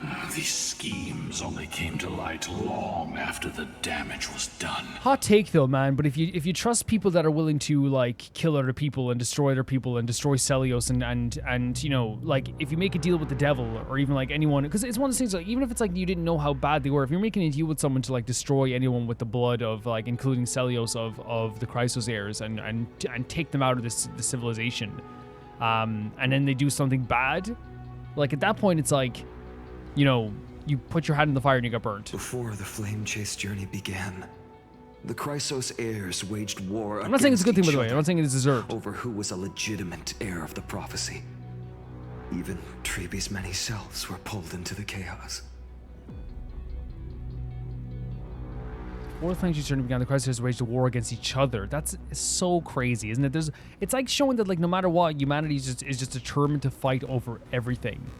Determined to fight over absolutely everything. At the time, golden blood was seen as a curse. Honestly, it's easy to see why. But Seliose, where was she in all this? What thoughts weighed on her mind as she watched everything unfold? That's the thing. It's like even though she didn't intend for this to happen, you have to always think, oh, this is a result of what I did, right? Even if you don't intend for something to happen. You'll know very soon, Miss Hyacin. And again, it's like taking down the Titan in this sense. It's not like she was doing something that was like anyway bad. Her unconditional tolerance was met with ruthless betrayal. Ruthless. Her deep love for humanity was reduced to ashes, leaving behind only endless fury. And that's the thing, I'm not trying to like, I hope it doesn't sound like I'm ever saying like, oh yeah, like, well, you played with fire, you get bored. You guys deserve this. I didn't mean it like that. I meant it more in the case of just like the people who like employ the cleaners. If you're employing people to do some dastardly things and they tell you we're going to do underhanded things, and then the underhanded things happen to you and your people, right? And to like these, because again, it's not that they like these people cared about those Chrysos heirs hidden amongst them. It's the fact that they didn't actually help with actually like any of their plights that they had. They just used it as a way to kill the Chrysos heirs. And again, it's like if you put your hand in, you know, the trash bag, and your hand gets smelly and you blame the trash bag, it's like you put your hand in there. You did that. And again, you can say, well, Calvin, they were suffering now under the followers of Seliose as well. I just said it there. This is a cycle of violence where everyone is violent. There's violence amongst everything here. It's never ending. The turn of dawn and dusk, commanding the celestial globe. Reveal the history, celestial mural.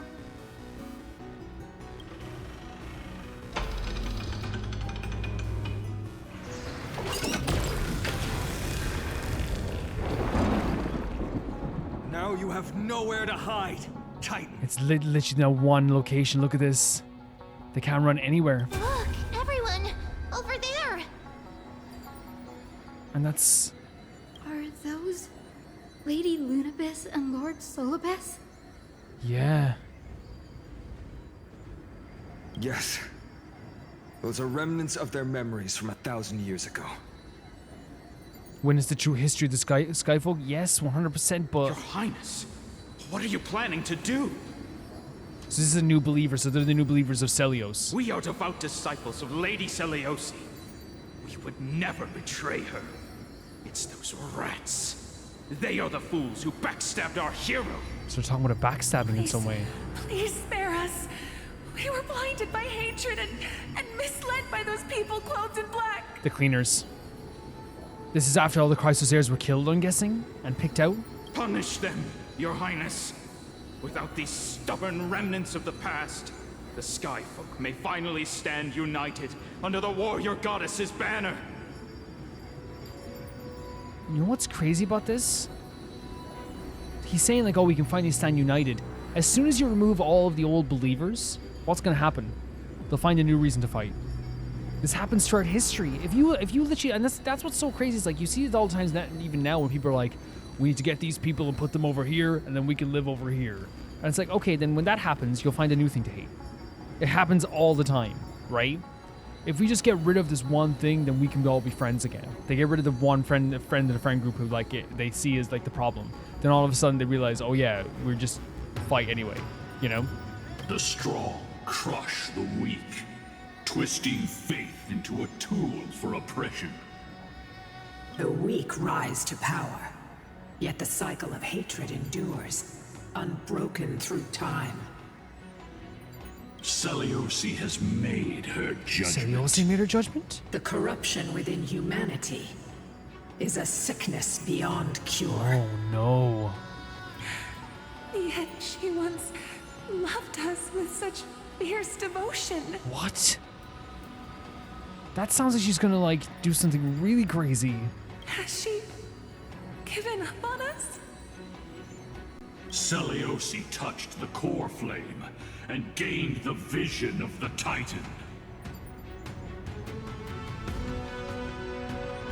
She saw what the god fears, rooted in the darkness, spawning from the edge of the world. The black tide, it devours all.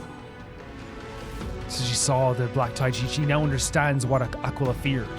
They flee from the clouds, not out of favoritism toward the scorching sun, but merely out of fear of that boundless shadow. It's such a well-written idea. The idea of this whole time, it wasn't this favoritism of the Sunfolk. It was a fear. It was a terrifying fear. Yet humanity misinterpreted the gods' intentions, forging them into weapons for fratricide. Jesus, man. This history, brewed from sorrow and tragedy, shall end here.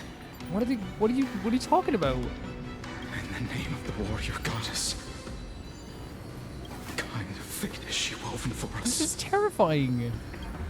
We are here to deliver the message Seliose left for mortals. To my once beloved, yet now unsavable kin. Oh my god, I'm so... I almost like, kind of feel what they're... Like, it almost sounds like they're gonna end, like, humanity. Like, they're gonna end all of them. With golden divine blood coursing through me, even the tyrant of the sky bends to my unyielding light. My light burns far brighter than before, and the fog clouding my mind, oh my god, has finally lifted. Am I wrong in saying that this is kind of like them? They not only adopted the feelings of Aquila and the memories of Aquila, they kind of seem a bit more like a Titan than before. I gaze upon this fragile earth through the gods' 100 eyes, and resolution fills me. A hero's instinct drives me forward, compelling me to deliver your final judgment. I think this is then they became the Titan, right? And they're way more Titan-like than they were before.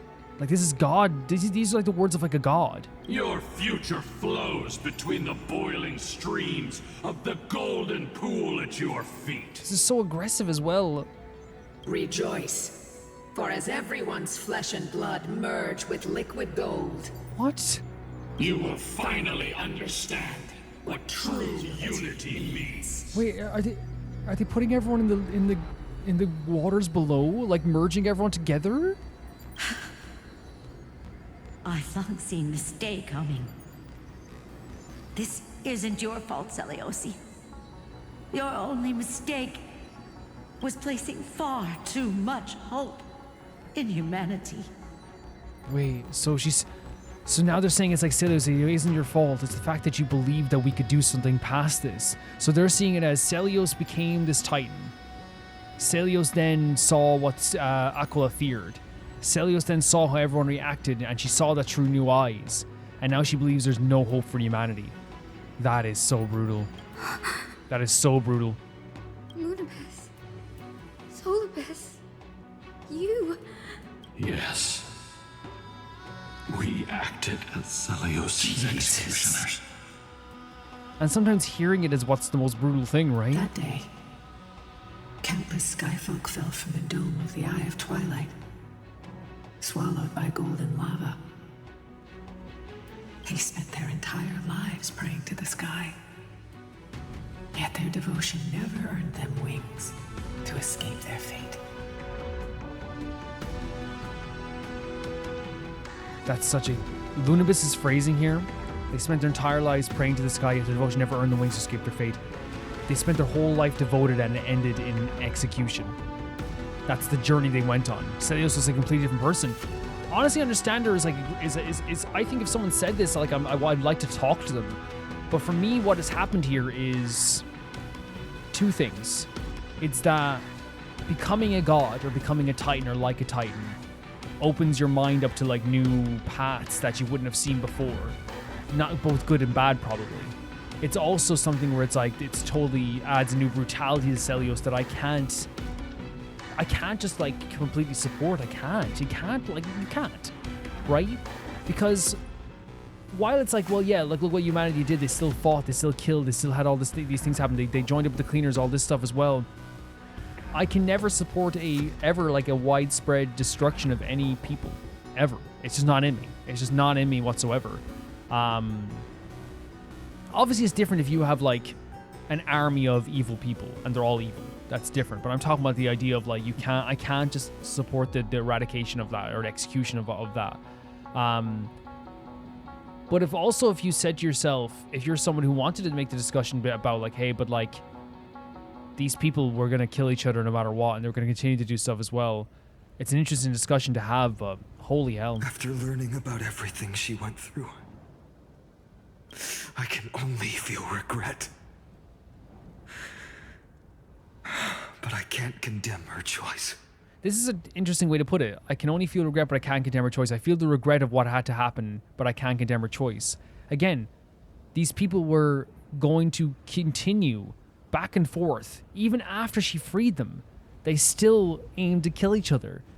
It's so interesting when she freed the Sunfolk and the devout believers and all these people from the Sunfolk and all this stuff. Then they started to hunt down the Sunfolk and the believers in the Titan, and then the believers in the Titan and the Sunfolk started getting the cleaners involved to kill the Chrysos heirs. It's like no matter what, they weren't leaving this cage. I get that idea. It's just I can't support the idea. I just can't. It's just something in me that just won't let me. If this is the true history, was Seliose's fusion with Aquila truly meant to save humanity from ruin? I think she probably did want to save humanity. By touching the core flame, Seliose gained insight into the Titan's fear, and glimpsed their cold indifference. Aquila never yearned for mortal devotion.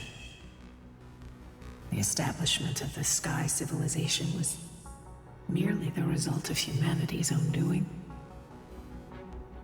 The celestial globe, said to be gifted by the Titan to the Skyfolk in the myths, was in truth a creation of mortals. Wait, so Aquila never yearned for... So she didn't create these things to be like, hey, worship me. So they did it for her. that makes sense as well, though, because that's what happens, right? It's the same thing with people to our own history. And we talked about this I think in previous episodes. When you see like the idea of the rain falling down, and this doesn't make you stupid. I want to make this clear. Like it sounds like I'm being like, oh, they worship the rain. If you see the rain falling down, and when the rain falls down and hits the soil grows and creates food for you. What are you going to worship? The sky, the rain, right? Obviously, when as time goes on, you like learn more stuff about this. But like you're gonna look to the sky and be like, holy hell, what did that just do for me? In this sense, when they see like the sun, the sky and Aquila and all this stuff too, people flocking to create their own worship for this Titan is not surprising to me. Disillusioned with humanity, Seliose began to long for the detachment of divinity. She sent Lunabis and me to the Earth in search of a forbidden art said to fuse human and Titan souls. Wait, so she wanted to become detached from the Titan, or she wanted to attach herself to the Professor Titan? Anax's alchemy already achieved such power 1,000 years ago? Seliose, who passed fatal judgment on the Skyfolk, had turned her back on humanity. Yeah. If this was the path she chose, then whose wish have my ancestors and I been guarding all this time? It changes the perceptions, right? The final fragment of history lies just ahead. Go and claim it, Miss Hyacinth. Just as Seliose once did. You must take this step too. This idea of the Skyfolk, following this Titan, the idea of following the Titan's ideals and protecting the Titan's ideal. Not even protecting the Titan's ideals. That's not what it's happening here. But it's like, what they were waiting for all these years. It's like now, like they found out that like Seliose, this grand hero in their story, ended up like with a disdain for humanity, turning their back on humanity. And we found out as well with Aquila. Aquila didn't want to be worshipped. Aquila wasn't doing the sun thing to mess with people. They were afraid. They were terrified of what the Black Tide was doing. But people worshipped him because that's what humans do, right? Humans worship fire. They worship the sun. They worship God. They worship, like, again, it's what humans do. They developed a new religion surrounding this and created this thing so that they could, like, worship Aquila. But Aquila's whole, making the daylight be up here forever was not a way to favor the Sunfolk. It was out of fear.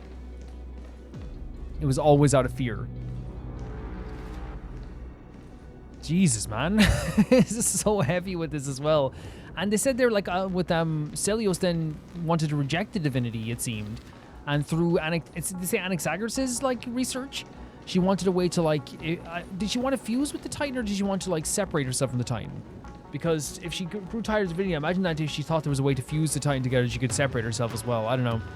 Such an interesting way of changing the idea of Aquila, who was built up this whole time as this like scary, terrifying creature. But does that mean then, and that's my view, right? Does that mean that this whole time, if they didn't separate the divinity, obviously with the stuff with the Aeronova and the reincarnation stuff we got too, then the one who struck us down in the sky, could that have been Seliose? Maybe? Prepare for the final tour. I guess we're going to find out a lot of this stuff anyway. Seliose had abandoned her humanity. Then my Twilight Courtyard ancestors and me, are we truly her descendants? That's the thing. It's like, because they said who was her partner. It's like if she abandoned her humanity and she altogether, then how could she make more Bambinos? The truth will soon be revealed. No matter what, I will not run away from my mission. Yeah, and it's going to be painful, but we have to. Grady, will you stand by my side? Always. Confront history and rise to the challenge of the gods.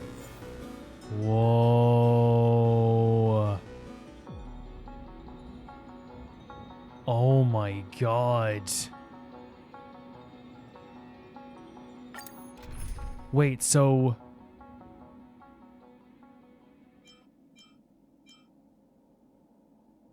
So we know what we have to fight. We have to do physical, ice, and purple. We need Hyacinth on the team, which again, we're going to keep Hyacinth on the team. So I'm guessing Jingliu would be good for this then, right? And but I always forget who was on the team with Jingliu. Locha was on the team, right? So if we go, I gotta be careful now. I gotta add put the hand up to the screen. But I think it is. My characters aren't leveled up now. That's fine. That I won't see it, but I'll put it up anyway just in case. Then it'll be, but the problem is, I don't know if she has her, let me see. Oh, she has a light cone on there as well, but does she have all her relics? Yeah, she has all 4-star relics. How did this happen? How did this happen?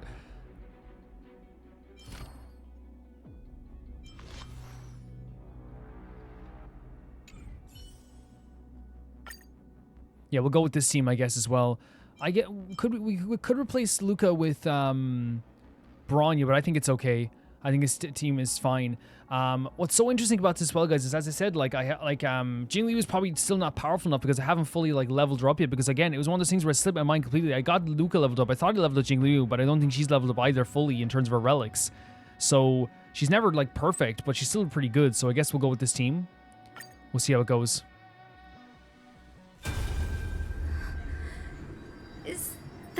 Who is it?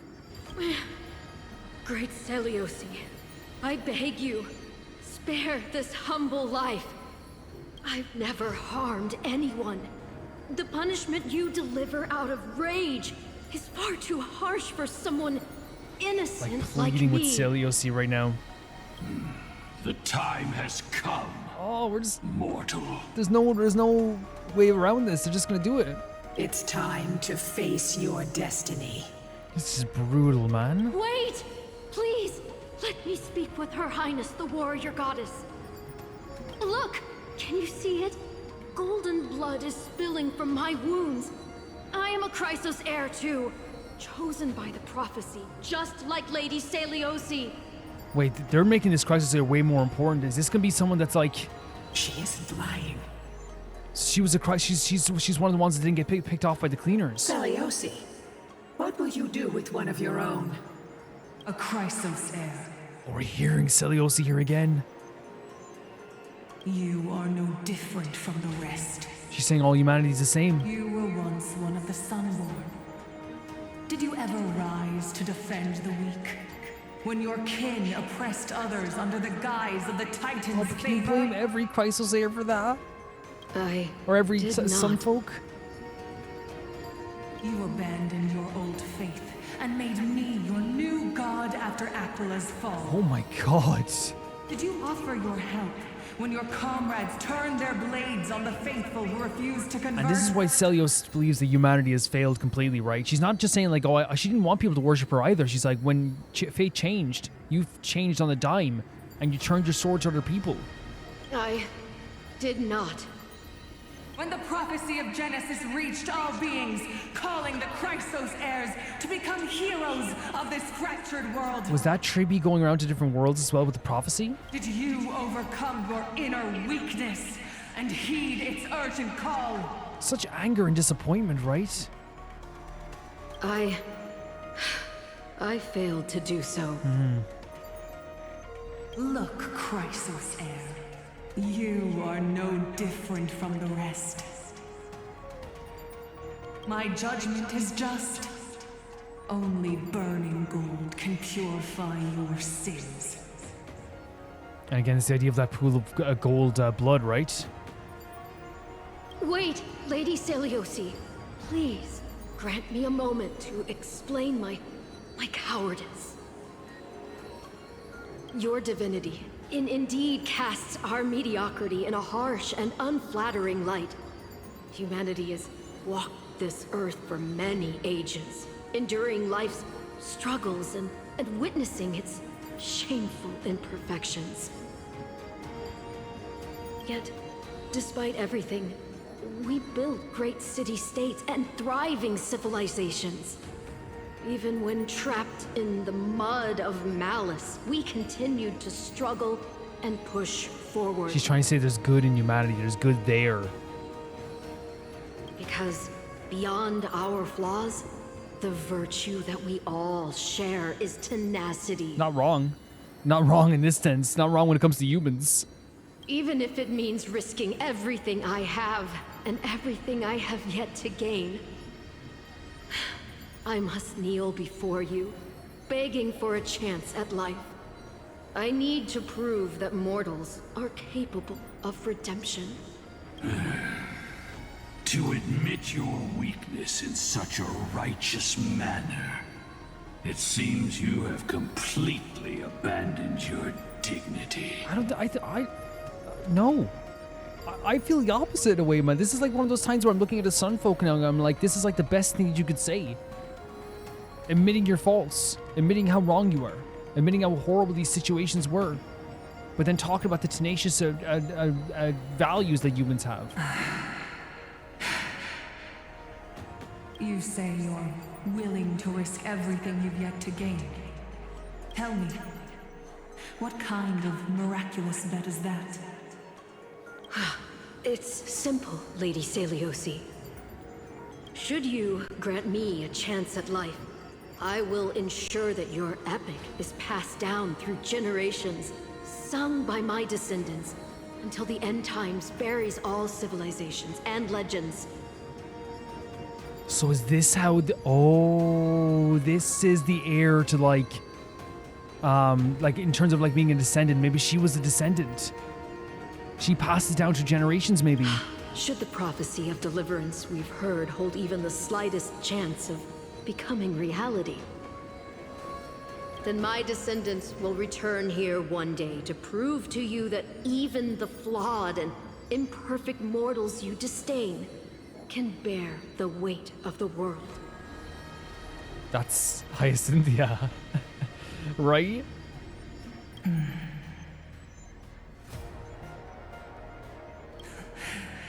Interesting. Release her, Seliose. Whoa. From now on, she and her descendants will carry both the sky's blessings There it and is. the curse of their history. No matter how long it takes, I will wait for the one who is destined to arrive. Hyacinthia. It's so funny because it's not that Hyacinthia is a descendant of Seliose. It must be the Hyacinthia is descendant of this Chrysos heir. When that time comes, I'll take pleasure in mocking these mortal children on how their progenitress sold their unborn lives. Wait, she's saying that I'm gonna mock them because you just made it so that they are devoted to this for the rest of their lives. The truth of the legend is finally At least that's the clear. way I see it. Maybe they're gonna explain it a different way, but Hyacinthia is not a descendant of Seliose, it's a descendant of that Chrysos heir. That's the way I view it. Am I Yep. descendant of that nameless Yep. Chrysos heir? Yes, you are. Our lineage wasn't from the hero, but from a nameless Chrysos heir who begged for mercy before her.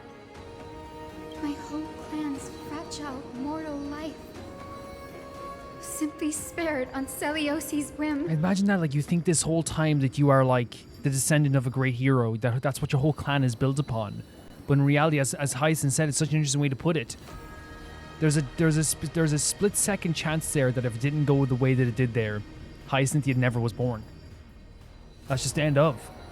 Humans aren't as contemptible as she thinks. Perhaps there's a trace of her compassion left in her. We must not yield to her scorn. Her judgment may be true. Mortals do have their Yep, flaws. 100%. But even so, human dignity must not be trampled. Yes.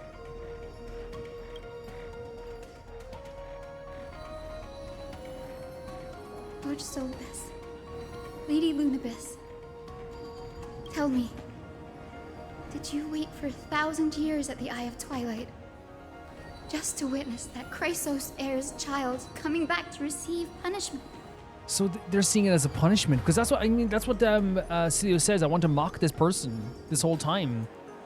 Time alters everything, child. They changed their view. Once upon a time, we had not yet learned to read the complexities of human nature.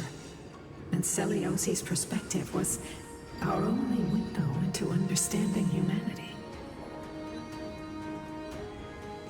Her words were everything to us. our guide, comfort, command, and admonition.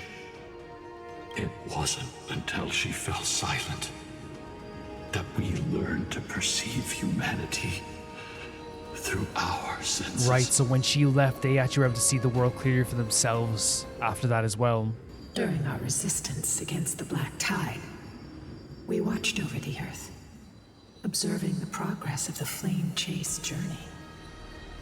We saw heroes embarking on a mission of deliverance from which they could not return. So they were watching the Flame Chase journey happen as well.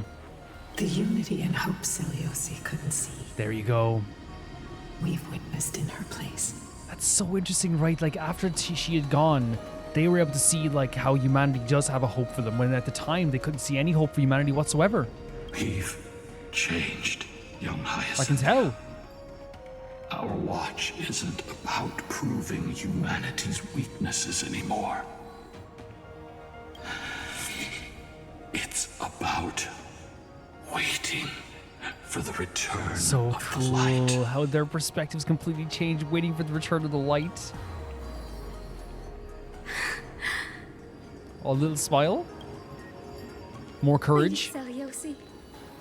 I want to tell you this. Doesn't matter if you can hear me or not. Oh my god. I want you to know that I am glad to be born as the child of a nameless and Heck ordinary yeah. mortal. That's so good. Only then can I prove to you that tenacious hope, buried in the deepest part of the human Yes. soul, has not been lost to time. It's just waiting to heal and grow, and then it will shine once That's more. the perspective to have on this. That's the perspective. Use it as an advantage. Now I can show you, because I'm not a descendant of a hero, I'm a descendant of a human. Even the most cowardly individual harbors a seed within. Perhaps in your era, the light on the horizon was too dim for it to sprout. But do you see it now? 1,000 years later, the path you forged is now walked by many brilliant heroes. And literally as she says that, it pans back and you see Finon, right? You see Stel, you see Dan Hong, you see humans with, you know, in some cases Chrysos heirs, but that have made a difference in this world. They love the people of this And they show world this as well. unreservedly, willing to sacrifice themselves to shine a light upon the children of humanity. I mean, even if you take Finon out of the equation, who's done so much for people, look at like what Dan Hong and Stel have done over their time. For Balebog, for the Zan Show, for Penacony. The light they leave behind will inspire the seeds within people to sprout, grow, and thrive, nurturing them every step of the way. This is a beautiful speech, Hyacinth. Until the barren land is reborn as a thriving forest, growing endlessly, and one day, reaching for the sky once again. Man, it's so funny how like Hyacinth's speech is so good that it actually is like, cause my faith was shook as well, because I was like, man, this is a horrible situation with horrible people, you know? But like Hyacinth's even making me go like, yeah, humanity. That twilight, still capable of being healed and protected in the end times, is the reason we choose to bear the weight of humanity's flaws. She's amazing. She's absolutely amazing. Well, Finon? History has proven once again, the Flame Chase journey itself is a miracle. Yes. It began with a whitewashed lie, but it laid down a path of deliverance for humanity over thousands of years. I love that he's stepping in as well, not to step on her or her parade, but to instead add an exclamation point, right? Seliose, we have honored the promise made by that nameless Chrysos heir and returned here. We also bring you the answer to your question. Mortals are capable of change, and humanity is worth saving. Like the guy's in space as well. Finon with an amazing line here as well. Mortals is capable of changing humanity's words. That's the crux of this. Seliose saw these people as hopeless. And Finon is here saying, Hyacinth is here to say, and even like the two ancient beasts are here to say as well. humanity can change, people can change, and there's people in humanity that are worth saving. Our people, forging through the trials of the end times, deserve a second chance. We are worthy of a new dawn. The determination as well. This is amazing. This is absolutely incredible. Hyacinth. Yes. Solibus? Lunibus? We are here. This is so cool. This is such a great way to do this, like, especially opposing like the dampened spirits we had before and the horrible things that we've seen and the perception of what Seliose saw on the world and the people that were fighting each other and killing each other. Having Phynon and Hyacinthia step up and tell Seliose how they truly feel about this. And it's how we truly feel too. And how they feel now as well, Solibus and Lunaga. They have seen humanity and its worth, and the people that deserve to live. We are here, Miss Hyacinth. Give me your strength. I've made my decision, and we stand resolved. This is her look that she's made for this, and the nod. Is there anything better than the nod from Hyacinthia? For all that mortals have built, I will follow the guidance of the prophecy and claim the core flame of the Eye of Twilight. The children of humanity have returned from the earth. Let's and go. We will challenge Look the at skies this. once again. Yes, Hyacinthia. This is energized me. This has like brought my spirits up like 10 times, multiplied by 10. Oh. You know what that means? Yeah, I was thinking some sort of cutscene. I will not be overwhelmed by the darkness of humanity. Look at this visual and stellar bat out. Avatar of sky. Oh, the nod. I love the nod between the two of them. Oh my god. Wait. He just... Phynon. What? Is he... Oh my freaking god. What the hell? This music. Wait, we're about to do this. Look at this. This gigantic creature. Oh my god, it's like a dragon. Oh my god, it's like a dragon. Does this weather please you, Titan incarnate? Did Phynon just drag it out of the sky? And taste the fiery blaze of Dawnmaker! If you could still hear my voice, Lady Seliose. This music. Behold, the strength of those who pledge to save the Oh, world. she's so cute, so amazing, and so inspirational. Look at her staff. Oh my freaking god. This boss design is insane. Humanity's tenacity is beyond your imagination. This boss design is insane, is insane. Look at this. Phynon dragged this out of the freaking sky. The inspirational words from Hyacinthia. Absolutely incredible. Day Thunder Raven. This music, man. The music is incredible.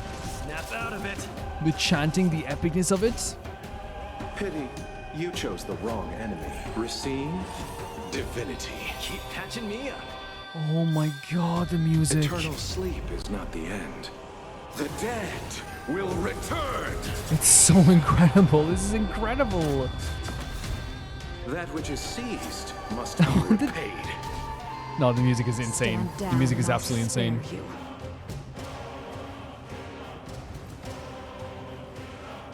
Fleeting light, roaring. Lovely stuff there. Yeah, this looks so cool. Oh, the fire like printed out on the freaking field. Lovely stuff. Blade of moonlight. The temperature is rising. Yeah, and we can see the stats up here, right? You can usually show us. Continuous burn damage. Find a way to quench this heat.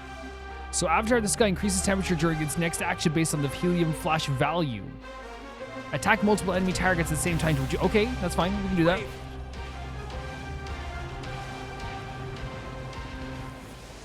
Let's go. Does that reduce it? Or is it just, does it have to be like a... All will be revealed. We got everyone at the same time here, right? This music is insanely cool. It's so cool.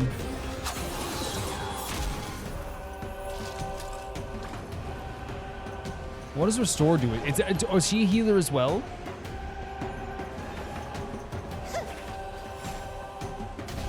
I guess I probably should have realized that as well, that she would be a healer, because she's literally a doctor. They want to turn this place to scorched earth. They still have that idea of the mentality of all humanity should be. Look at this image here. Abyss flower, bloom. It's incredible. It's absolutely incredible. Where's the applause? I think we go after this guy over here. Opponent worth I their think we go after this salt. guy over here. Let's see some sparks fly. Nice little vulnerability there as well to get rid of it. Please calm down. Oh, we could have gotten the center point there, but yeah, my bad. It's okay though. We moved that back. That will not defeat us. I feel like, you know, with having Lotch on the team, like, we probably should put someone else on the team. So then we could have, like, Hyacinthia really be used properly, I guess. But we're going to see their ultimate anyway. Right? Let's see it. The whispers as well, by the way. Oh my god, look at her. Wait, what? Have we seen this one? Oh my freaking god. We might have seen... Okay, I think we might have seen the one before. There's something. Maybe I just saw like something. I'm thinking of maybe Trebios's one, but really, really cute.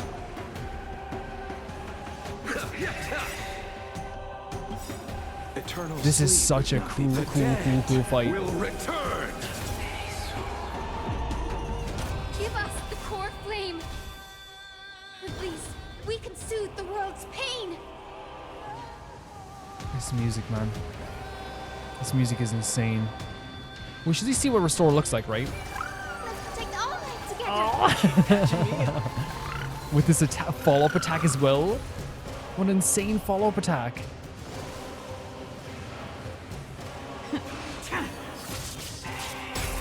Great stuff. Great stuff. Really great stuff. I will strike down the full And of course, our main damage dealer. Don't get cocky now. Even though he didn't do the main damage. It's such a cool design. Like, it's so like it's exactly what you expect out of like fighting like something as epic as this, right? You need it to be like this.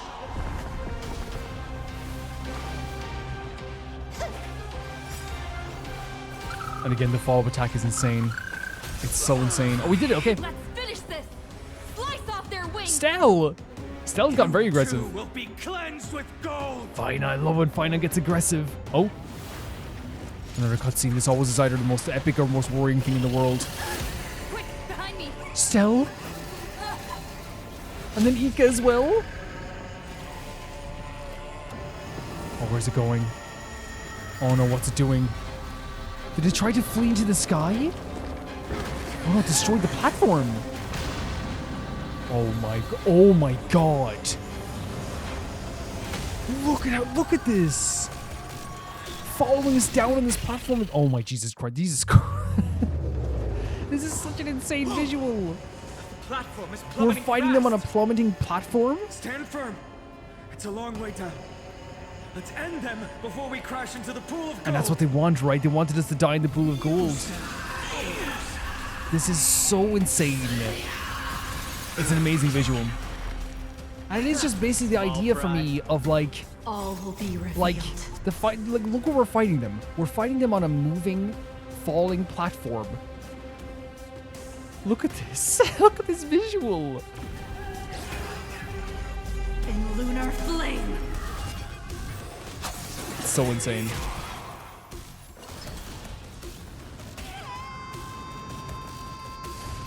Snap out of it. I'm gonna do both of these. Why not? Even though we probably don't need it right now. An opponent worth I think putting Lotch on the team was not a good idea. But hey, look, he's here now. Let's see some sparks fly. With attack boost though. With the will of the flame chase. And we get to see this cute thing again. Look at this. Triumph over the cruel gods. Freaking adorable. Take back our Magic Girl feelings to it. And a follow-up attack, which is always sick. Thunderstorms and tempests. Walk by my side. Tanong.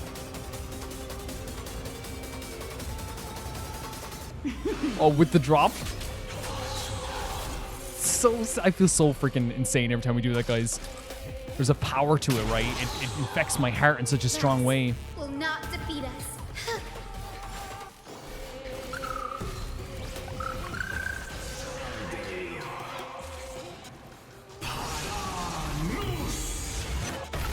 And Jingli was doing good, and she has, like, as I said, she has like 4-star relics right now. Are you ready to sever the lightning? Find him whenever he gets the deep voice in. Avatar the Sky additionally deals damage during its next action based on the Thundercloud value. Attack enemy targets to quickly seize the Thundercloud and deal damage to the Avatar of the Sky after the next action. So we can gain it then.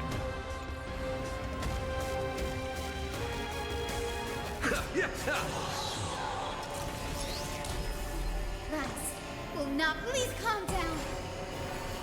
Let's follow-up attack again. A lovely critical hit. Don't get cocky now. And they're enhancing as well. Nowhere to run.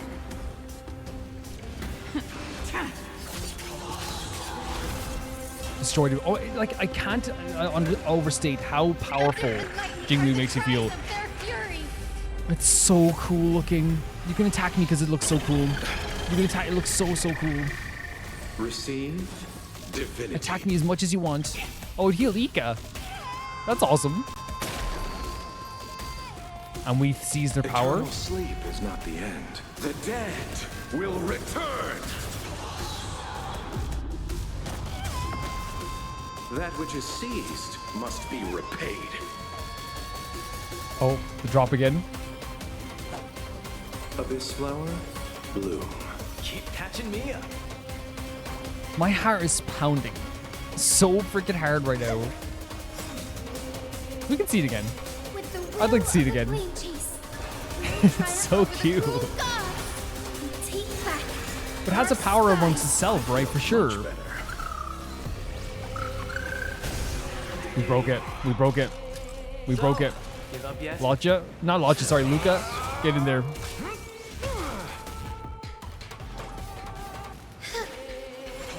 I think we have it. I think we have it. Yeah, this is probably gonna do it.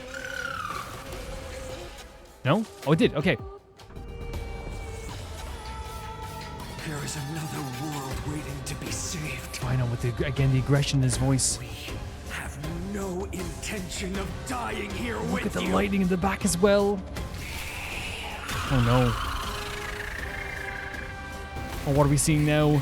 Oh, I love these action sequences. Look at Cell. Cell jumping right onto it. Oh, with that hung beside her. Of course. Titan. Fine on. With the freaking sword, he just. Oh my. He's dragging it up its spine. Wait, what? Oh, the. Aglaia. No. The bone fragment. The knuckle bone talisman. What? Where is it? And of course he's there to pick us right back up. Wait, no way. No way. Did the Aglaia protect us? The golden threads. Oh, and it's destroyed. Aglaia protected us. No freaking way. I mean, like, I'm not surprised that she's still protecting us even now, but holy hell. Aglaia? Yeah. Oh my god. Even now. Are you still protecting Of course us? she is. Of course she is.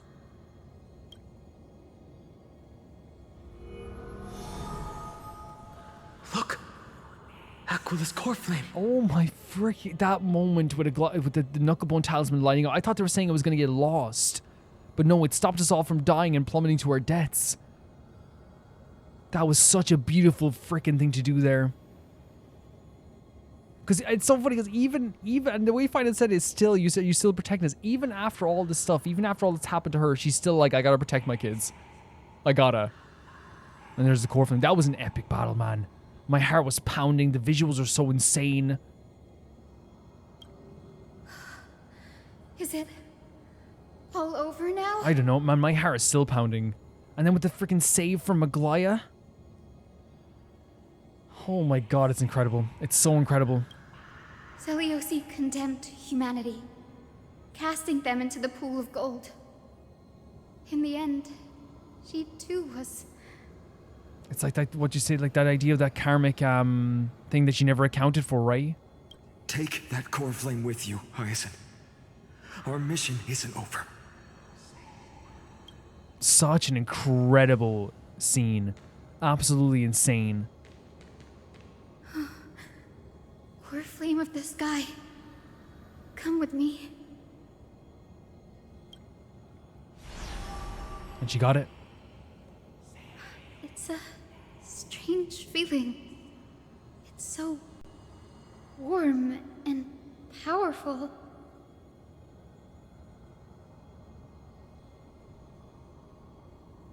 I can't, my heart is still pounding. My heart is still pounding. Holding it in my hand, it feels like the winds of this world might turn for me. Summoning thunder or snow is just a thought away. I love that she's describing the feeling of it, right?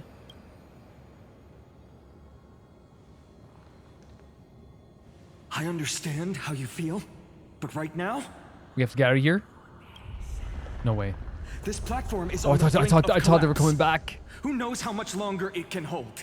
We need to find a way to leave. We do. We need to find a way. Look, over there. Huh. A time priest's instrument. Does it still have any divine power We're left? treated to Dan Heng when he has a higher tone of a voice. You know, when he's in like I know it's didn't say a treat because it's a moment of distress, but you know what I mean? Like, I love Dan Heng so much that like getting to hear like the different tones in his voice sometimes is also like interesting. No idea, but we have to take a gamble. If the prayer can rewind the shattered platform, then we might ride it back to the entrance. That's such a great idea, and using the power we've been using this whole time, right? And also retrieve Aglaya's amulet. Yep, important too. 100% important too, because even after all this time, she's still protecting us. We can't delay any longer. Everyone, move That's quickly. a leader. That's a leader right there. That's a leader. Is the sky castrum collapsing because of Aquila's fall? Can we see them below? Or maybe it's on the other side and they're probably, maybe they've already fallen into the gold now as well. But still, like and this location as well, after all this too, they're really selling the idea of how destructive this is, you know? How dangerous this is. But we have to go and get it. Maybe it's on this side? Look, this place is crazy. I still hear whispers. Do you guys hear whispers? I still hear whispers. And the Knucklebone Talisman being right there too.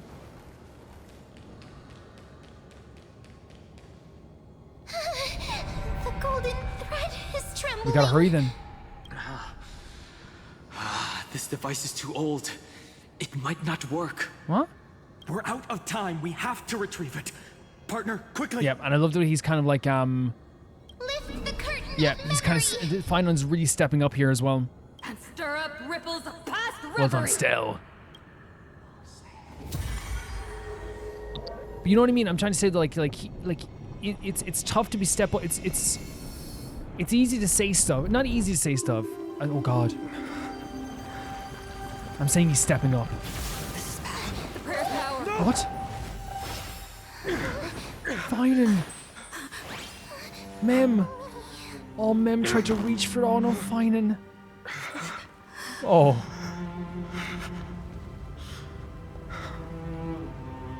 Come on. Oh. We have to get out of here. And instantly he goes back into leadership mode there as well. I shall have my final bath. In warm and radiant gold. Was that a prophecy? From here on, Finan, you shall embark on a journey Oh, with man. no return. This feels like it is kind of like not letting go of Aglai because he's always gonna have a memory, but this feels kind of like it's Finan's time. Finally, you know what I mean? Light fades, Jesus, only to await dude. the sun's rise. One day you will step forward, not out of fear, but to return the dawn to this Oh, and he world. said it with her as well. Again, it's I want to make clear it's very sad. It's very sad, but I do think that they're trying to frame this in the best way possible, which is, yes, we lost the Knucklebone talisman. Aglaia got to save us one last time, and now Finon is truly stepping into the role. And while there's nothing wrong with having help from Aglaia, this is him carving his own path now. Without the talisman, without Aglaia. This is what she wanted in the end. She got to save her life one all. It's right in front Look at of his us. face. And you see the way he like I want to make clear like how much Aglaia means to him. What hit me so hard was when he nearly jumped into the pool himself to try and grab this, and Mem went after it too because they know how important this is. But again, he's stepping up as a leader because he instantly said, we gotta go. The platform has reset above us. We need to find a way up. This way, behind. That door leads outside. There's got to be a path. The aggression in his voice as well. Man, it hits so hard, that moment with that moment there. As I'm saying, like there's a sadness there, like it hit me, you know, you really get the feeling in your throat when like you're about to like cry. And I got that like right away. But I think what like kind of like satiated me in a way was like that this is Aglaia accepting it, and this is Finon accepting it. And while it's not easy to accept, I do think it is a situation where it's like it's kind of like, okay, this is Finon's time now. This is his time now. It worked. Let's go. You know, it's not supposed to be easy, but Finon is stepping up to the plate, and you can see that here, even as he lost the Knucklebone talisman. Aglaia is... I know. No. Oh, Finon. It's not easy, because that's like a mother figure to him. It's not easy for him at all, and you can hear it there in his voice. That orb is blinking. We need to use it to open the gate. But I do think this is like, I think, again, I'm not trying to say it's a good thing that it happened. I'm saying that it is like kind of like them being like, okay, just walk through it like this. It's like saying like this is like Finon's true time now. Look at this location. It's all falling apart. Lightning and thunder. The celestial mural is showing the end of the world. The end of the world? What is happening out there? The mural's control over the weather was severed long ago. Whatever happens here shouldn't affect the world below. Or so You would hope, right? Because of like if they're seeing this down below as well. We're so close to achieving the miracle. Humanity will finally take control of its fate.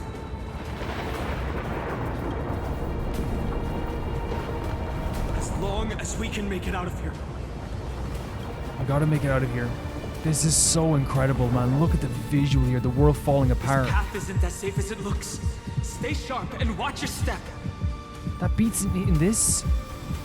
All the Titan King and all the dead soldiers are all dead here.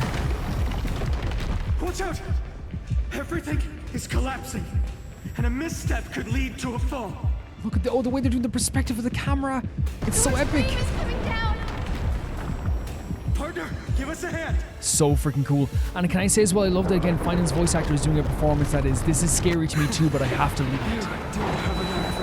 Oh, Finon. That's such a beautiful, that hit me hard. But like it really does. His voice feels like this is scaring me too. Stay close to them. Don't fall behind. But I have to lead. You can tell he's terrified.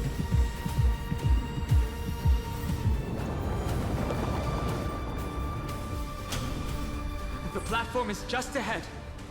Hyacinth, where are those winged beasts? I'm trying to locate them, but the storm clouds on the mural are blocking my senses. We could use their wings to escape if they were still here. We'll have to rely on our feet for now. Keep moving. We're not safe yet. He's doing such a good job for someone who just went through something very traumatic once again. He's doing such a good job. It makes you believe in him even more, right? And again, I love that they're not sacrificing his real emotions. He's scared, he's sad, he's upset. It's getting even more unstable. But he still has to step We're up. almost there. The end is just ahead. All we need is a rainbow bridge. A west wind compass. Leave it to me. Focus, Hyacinth. Focus, Hyacinthia. Stay focused. Why does this have to happen now? It's so frantic, isn't We're it? out of time. The fortress runs on Aquila's divine energy. If I can channel the core flame... Look at this, and they're all like working so hard to make this work. The core flame responded. Everyone, let's get out of here! But they've done such a good job of selling how absolutely terrifying this is. Fine on. And we all want to see Akima's second dawn. This man! So motivating. We're finally up to the floating platform. He's so motivating.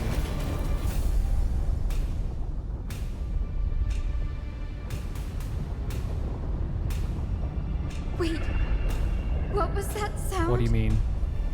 Everyone, once the platform stops, we make a break for the exit. What does he mean by what's the sound? Don't hesitate. Not even for a second. Again, that's him being the leader. Holy hell, look at this. Excuse me, sneeze, guys. She's doing a idle animation. Everyone, hold on tight. He's so freaking cool. How's that possible? Dude, I heard whispers still. No time for speculation. Do you think it's still alive? Run! Do you think the top... Oh my god, we're getting another cutscene as well. No way. Their core flame has already... How? Could this be Seliose? What's Seliose themselves? There's no freaking way. There's no freaking way. And it's like a twin-headed dragon? With this music as well? No way. What is this, man? That twisted form. Did the black tide bring me back to life?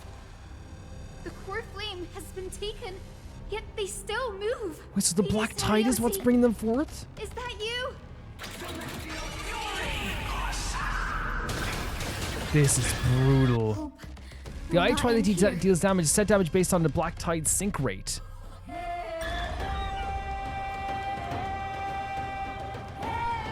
We're just gonna have to go for it. This music. We're fighting Seliose themselves, Decimator, Karma of Day Thunder, Eye of Twilight. We're fighting them themselves. I heard, we heard whispers down below, didn't we? They built this up really, really well. Don't get cocky now. Allow me to see you off. This music is insane, man. It's so freaking good.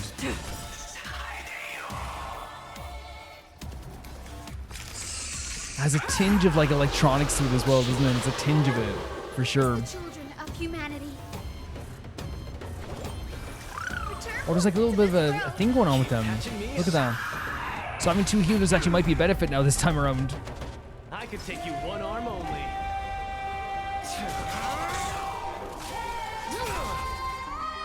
Let's go for it. Let's go for two of them. Why not? Let's go for two of them. An opponent worth their salt. This music is so crazily epic. I wasn't expecting a second fight whatsoever. This gentle storm. I will make you come back to your senses, Lady Seliose. I thought that would heal us completely. Blade of moonlight.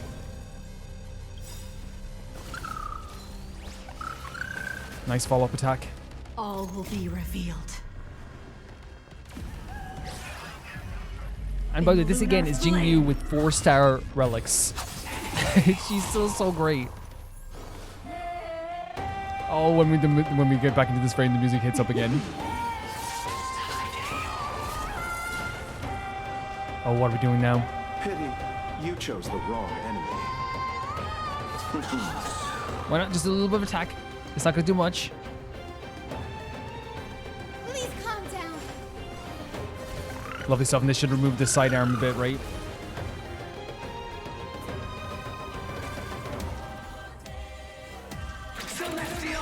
What are you doing now? It's like a meteor shower. I hear it. The echo of the apocalypse. Stop, Lady Seliose. And she's like begging, again, it's like it's no longer begging the Titan, it's begging Seliose themselves to stop this. To please stop this. Fry. Snap out of it. Ready for death. And a break as well, which is good. Ends here. Let's just go for the attacks. Let's go for it. Let's not beat around the bush. Are they gonna get an attack after this after they broke already? They're probably gonna get their break bar back already. Oh jeez, attack from above. Hero, witness the children of humanity. Return born to this world. She's so cute. She's so cute. Need a hand? My pleasure. Here we go. I think they're gonna get their bar back, right? Yeah. That's what happens. That's like the one thing that's always crazy about this game is that it doesn't matter how, like, if you attack someone right before their turn, they will get their bar back, you know?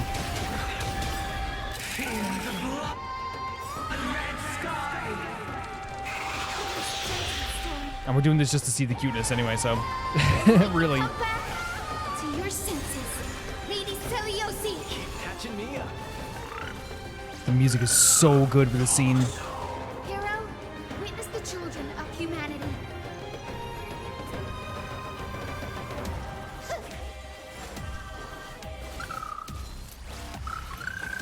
The follow-up attack is actually great here. It's actually great.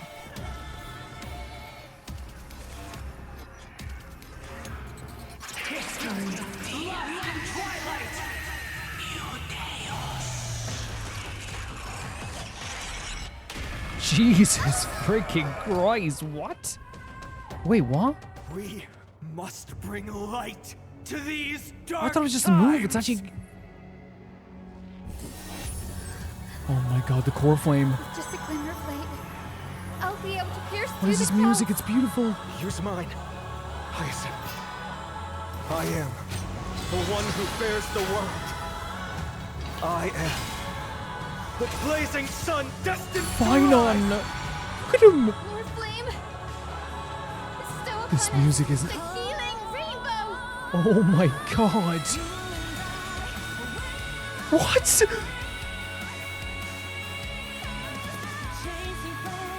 What? This music. Oh my god. Holy effing Christ. Honkai Star Rail knows how to do this so well. The music cues to change a battle completely. My whole body is chilled. My hair is standing up on my head. I feel lightheaded. This is incredible.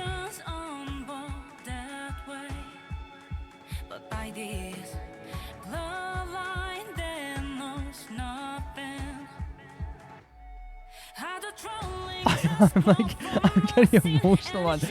This is Honkai Star Rail personified. Whether it be Robin's song, whether it be the freaking song we heard even back all the way back in Balebog, right? Oh my god. Oh my god.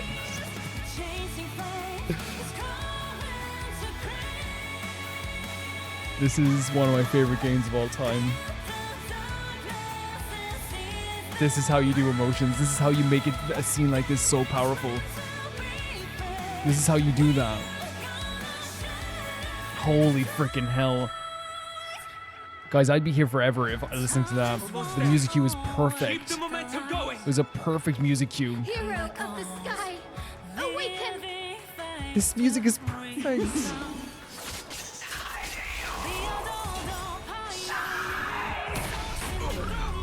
Oh my, we have it as well, by the way. Like, Jinnu's gonna destroy this thing. I'm gonna pause for a second just to listen to some more music for a second, guys. Insane. Insane.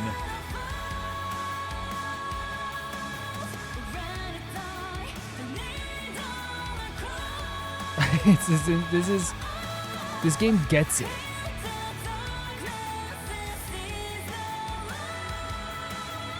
This game gets it. Throw a punch. Will be Curtin's friend. Oh my god. This game gets it, man. The music cue here is perfect. The music here is perfect. This game gets how to make something feel so epic in this sense. Where's the applause? An opponent worth their salt. I'm stunned, like my body just is chilled, right? My whole demeanor is changed. This game just freaking gets it. It gets how to do a scene like this. Better than 90% of video games out there. There we go. Oh, with the music, man. It's incredible. The first and only god that Dawnmaker will slay. Stop it, but what the hell? His voice as well. Oh, that music could have played forever and I would have been happy. The cutscene direction is always perfect too. Look at how you saw Cynthia. Wait, what? Is that the? Oh my god, it's them! Oh my god.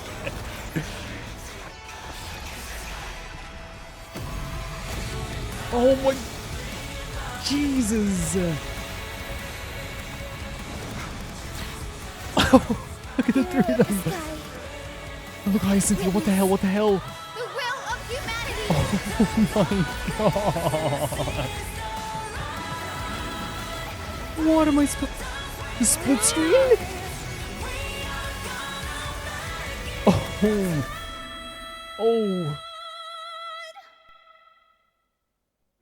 Children of humanity, you have overturned the judgment I once cast in disillusionment. This is one of those times where I feel like there's a guy, sorry, Seliose, but like, this is one of those times where I feel like having a freaking face cam would actually be worth it, guys. Like, involuntarily, I was nearly covering my entire head with both of my hands there. I was like stretched back in my chair at everything that's happening right now. That was incredible. The direction, the moment where the two of them came flying out, saving us. The music you hitting again. Hyacinthia like floating through the air there. Children of humanity, you've overturned the judgment I once cast in delusionment. Beginning with a lie disguised as a heroic Holy legend. frickin' hell. Passed down for millennia. A grand epic of creation has been written. That is one of the best cutscenes I've ever seen in my freaking life, guys. I'm so sorry. And now I don't want to like I'm sorry. Like what Seliose is saying is so great now as well. By the way, like she's saying that she was disillusioned. Her viewpoint was changed. Holy frickin' hell! You are worthy of a new dawn. Oh my god! I feel like I just ran a mile. I feel heavenly and tormented at the same time.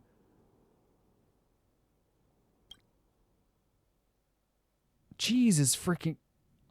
Huh? What? Thousands of years ago in the sleeping quarters of Kepler's priests. Honkai? You guys know sometimes I'm always like, man, the transitions are crazy, but we just had one of the most... I would say one of the most epic moments ever.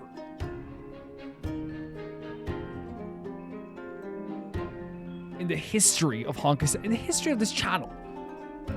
A moment that boggled my mind and made my body shake. And now we're going again. I love seeing Cypher, but holy hell, how amazing would like a little bit of a come down would have been. Absolutely incredible. Seriously, where did they hide that thing? Trash. Just trash. What is this? Never mind. I'll take it anyway.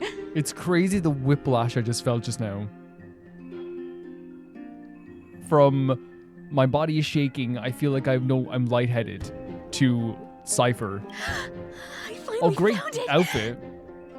She's always adorable though, isn't she? With the keys on her freaking tail is a great touch. It must be this. gem of all worlds that the chaplain secretly stashed away. Said to be a fragment peeled from the Dawn device.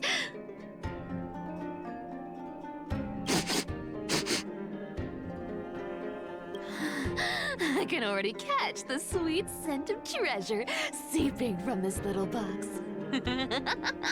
Oh my god, the voice So much for actor. the chaplain's devotion to faith. It turns out he's just been padding his secret stash. I've been lurking in the priestly court for over half a year just for this little trinket.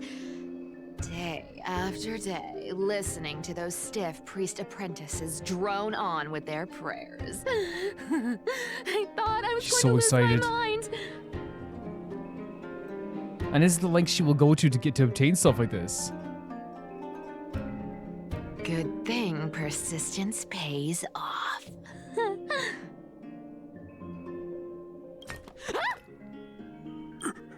Atticus, is that you? Don't stop now. It doesn't matter if they're dying. Keep taking the stuff. Atticus. That name rings a bell. Oh! He's the apprentice the chaplain favors most. The one everyone expects to be the next chaplain. This is such a beautiful scene. Can I be real with you guys and hope it doesn't sound like I'm being too harsh here? I think that this scene could have like happened a little bit after, like if they gave me like a little bit of a moment, because like while like I love seeing this and I love seeing the history of Cypher, and I think your voice actor is fantastic and all this stuff too, I think that like it's not, and again, it's not a failure of pacing because I'm not exhausted. It's more of a case of just like I want to give my full attention to this when my mind just like literally slipped down my body, bounced around the room, and then came back into my head during that boss battle. You know what I mean? So it's like I want to be able to like, you know, because I'm not exhausted. I'm actually like not tired at all. Like I'm actually like feeling very good, but I also like, you know, would love to like, because this is the type of scene that I love, like this type of like history and backstory, this beautiful music, this very charming music with like a, you know, a great backstory for Hyacinth and sorry for Cypher here as well. I really would like have loved to have this like as a separate scene altogether, if that makes sense, like a separate section. Like maybe you have Cypher appear and she's like, oh yeah, I remember that time. Even if it sounds a bit forced, I think it's probably like a good thing to do after like one of the most epic boss battles in the history of video games. You know, you know what I mean? Again, it's not saying the scene is bad. I love the whimsy of the music. I love hearing Cypher's voice actor. I love seeing her steal stuff. It's one of my favorite things in the world. But I just say like just maybe the placement is all, if that does not make sense. Because again, it's not about the pacing. Because I actually think that like if you play this game in intervals, the pacing's actually great. You know what I mean? It's great. I don't think I generally I'm not saying people play how you want. I generally believe that for me personally, playing in intervals has made the pacing of Amphoreus feel like it went by in a flash already. Not saying anything would feel awkward. Maybe I can hold it together with Zagreus' ability for now. Oh, the trickery, yeah. Now. I am Atticus. People are saying that's OP. That is OP. Atticus, why aren't you responding? Old. It's me. I'm here to assist you with your medicine. See what I mean? I love the whimsy of this, right? Maybe it is a good thing to give us a whimsy right after this 110% for a calm down. I just think that like I would have loved the whimsy like a little bit after, you know what I mean? 100%. I love the whimsy of this. Oh, thank you. Without your care, I would have long been claimed by Thanatos and carried to the River of Souls. Oh, no need to thank me, Oh my god, Master. they're playing this up as well. It's my duty to care for you while you recover. This old man is way sicker than I thought. Looks like the priests are deliberately hiding how bad it really is. And she's learning information as well by being able to hide too. Again, it's a really incredible power. It really is. Atticus, I can feel my life slipping away, fading faster with every moment. I don't know when eternal sleep will claim me.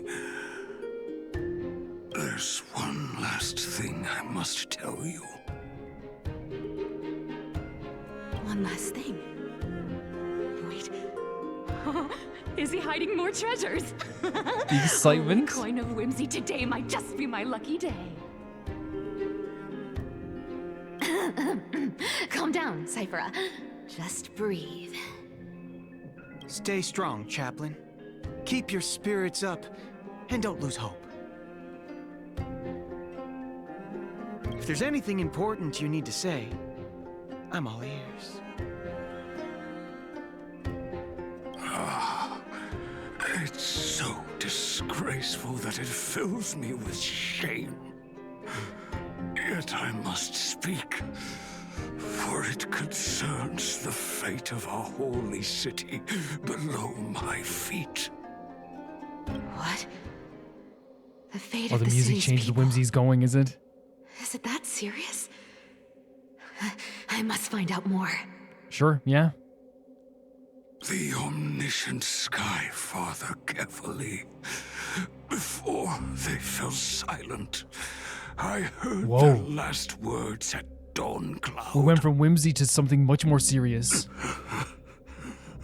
They announced the prophecy has arrived.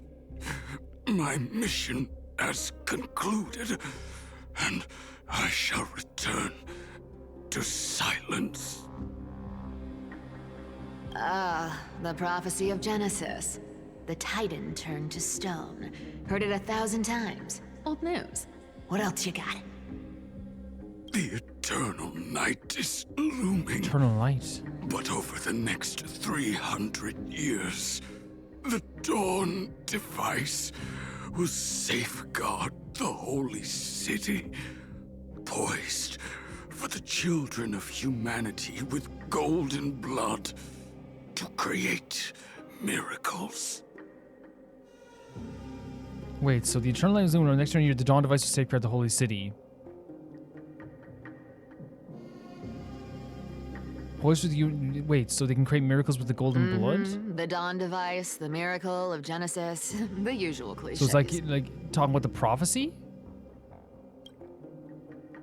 Wait, did he just say the next 300 years?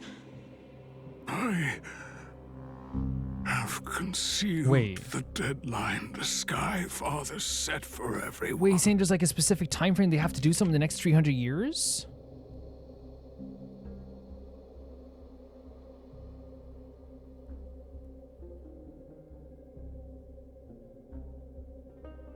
So they have to do something. Is it like it's like a deadline? I lacked the courage to carve the countdown to the city's new dawn into the hearts of its people.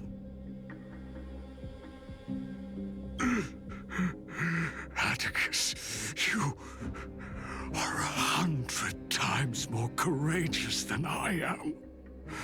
Can you accomplish what I could not? And they're asking them to they're asking them to directly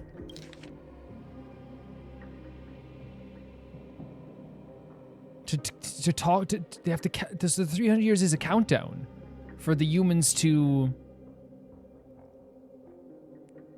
create those miracles. So they have to do the. Is it they have to do the Era Nova within 300 years? Is that it? Will you share this harsh truth with all the citizens of Aquila? And I don't think she did, right? Or did she?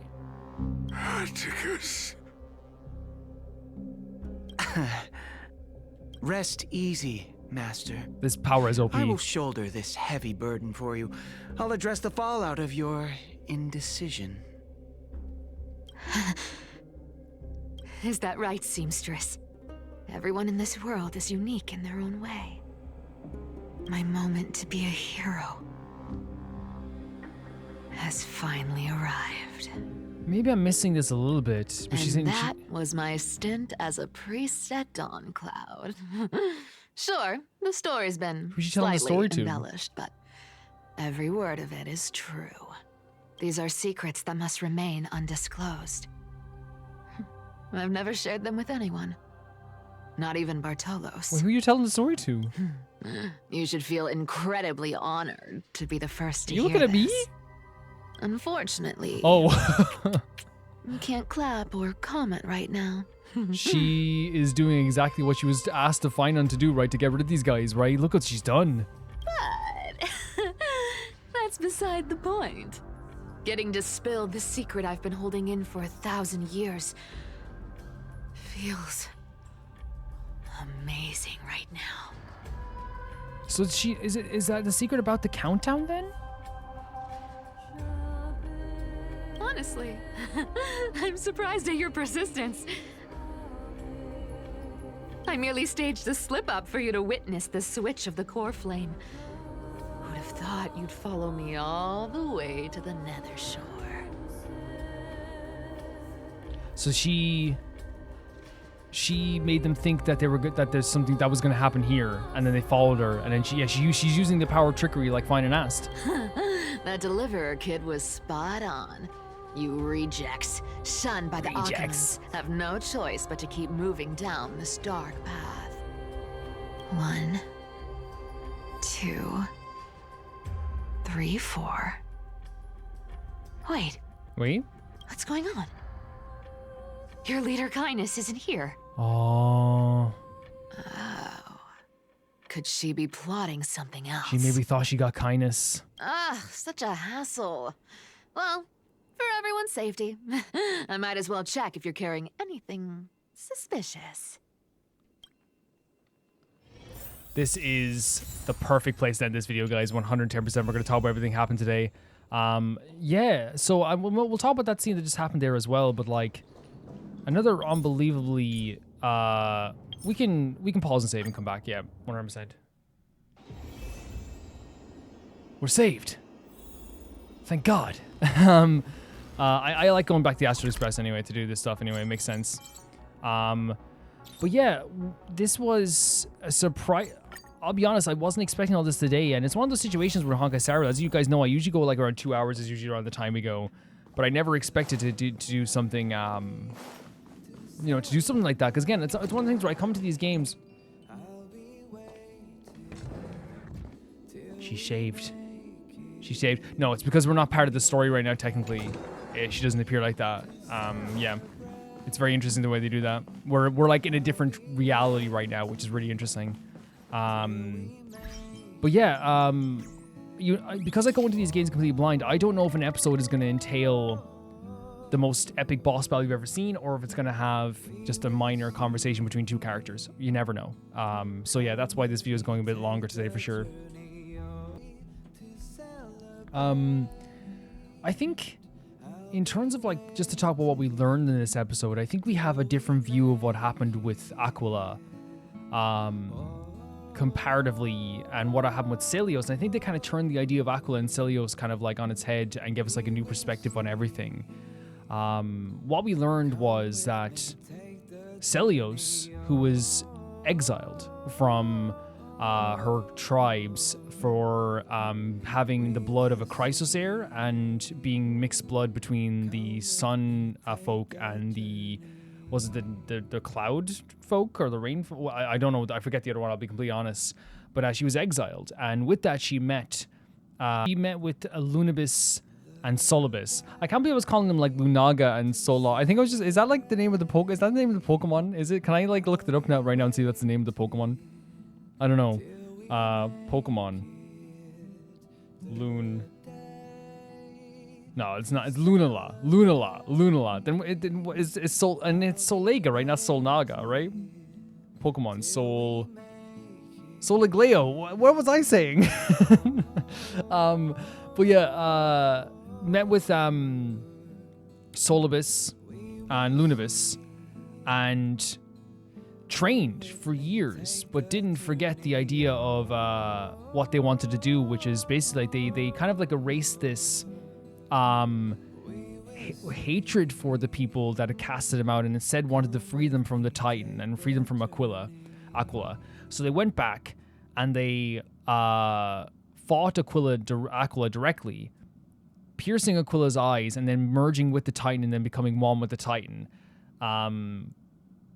Post becoming one with the Titan, this changed people's views on this earth. They started devouring and killing each other and hurting each other.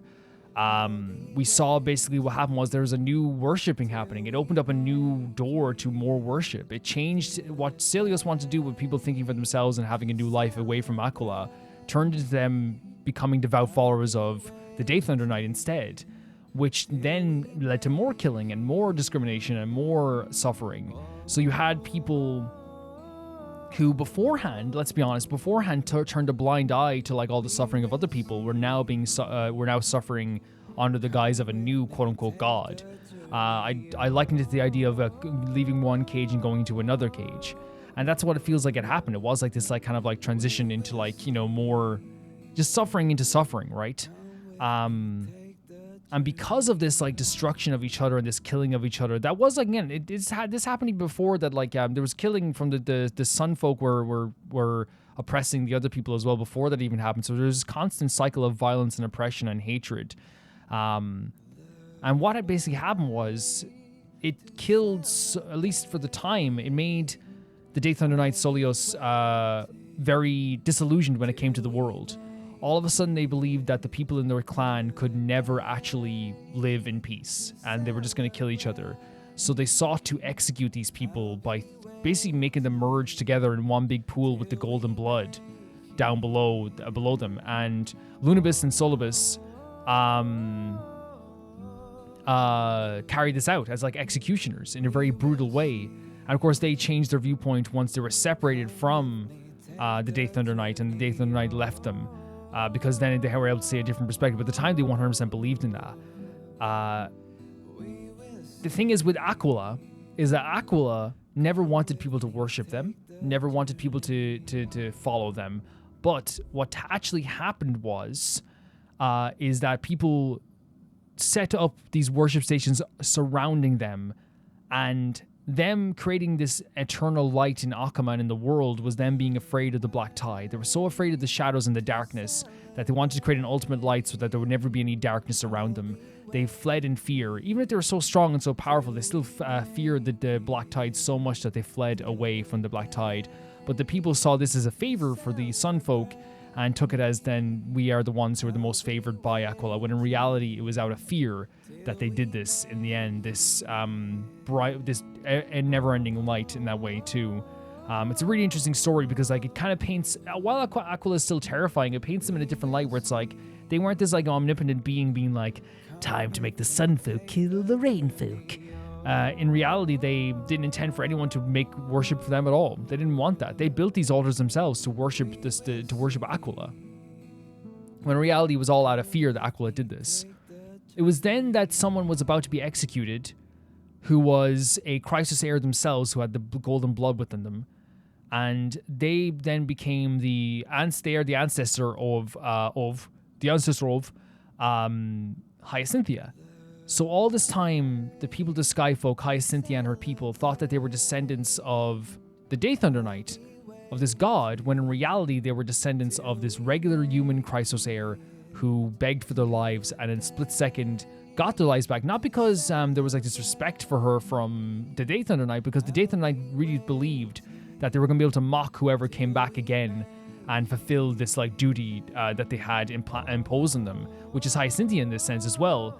And at first it was one of those things where you can kind of see it as well, like now we know that she isn't like this kind of like someone who's like a follower of God, right? Or her ancestors are God. But I think what changes it like in such a really fantastic way for me is what Hyacinthia said. It's like, it actually is a good thing, because now I'm not coming before you, Day Thunder Knight, as a descendant of a god, a descendant of an ancient goddess. I'm coming before you as a human who is going to change the world here, who's going to attempt to change the world with my companions, Finan, with Stel, with Dan Hong, with Mem. And again, I know Mem's not a human, but we're coming here as humans, right? To change this world. And that's kind of like where Solibus and Lunibus kind of came from too, which is like we saw how humans reacted. We saw how humans like changed over time, and we realized that our execution was wrong. And it's not trying to say whether like them two aren't being like we're virtuous and we're good. They're trying to right the wrongs of the past that they like, you know, in their own disillusionment as well. But it's a really beautiful perspective for Hyacinth to be like, yeah, it's humans who are going to change this right now. Not because like, you know, we have to like, you know, trust humans or think humans are beautiful, but like I think the way we have to look at this is the way that Hyacinth's ancestor said, it's the tenacity of humans to grow. And while it's so true what Aquila said, which is you turned a blind eye to the people suffering when you were a sun folk, and then you did nothing when the cleaners were killing the other people as well. In the when the cleaners were all killing the Chrysler, did you do anything to help out then? No, you didn't.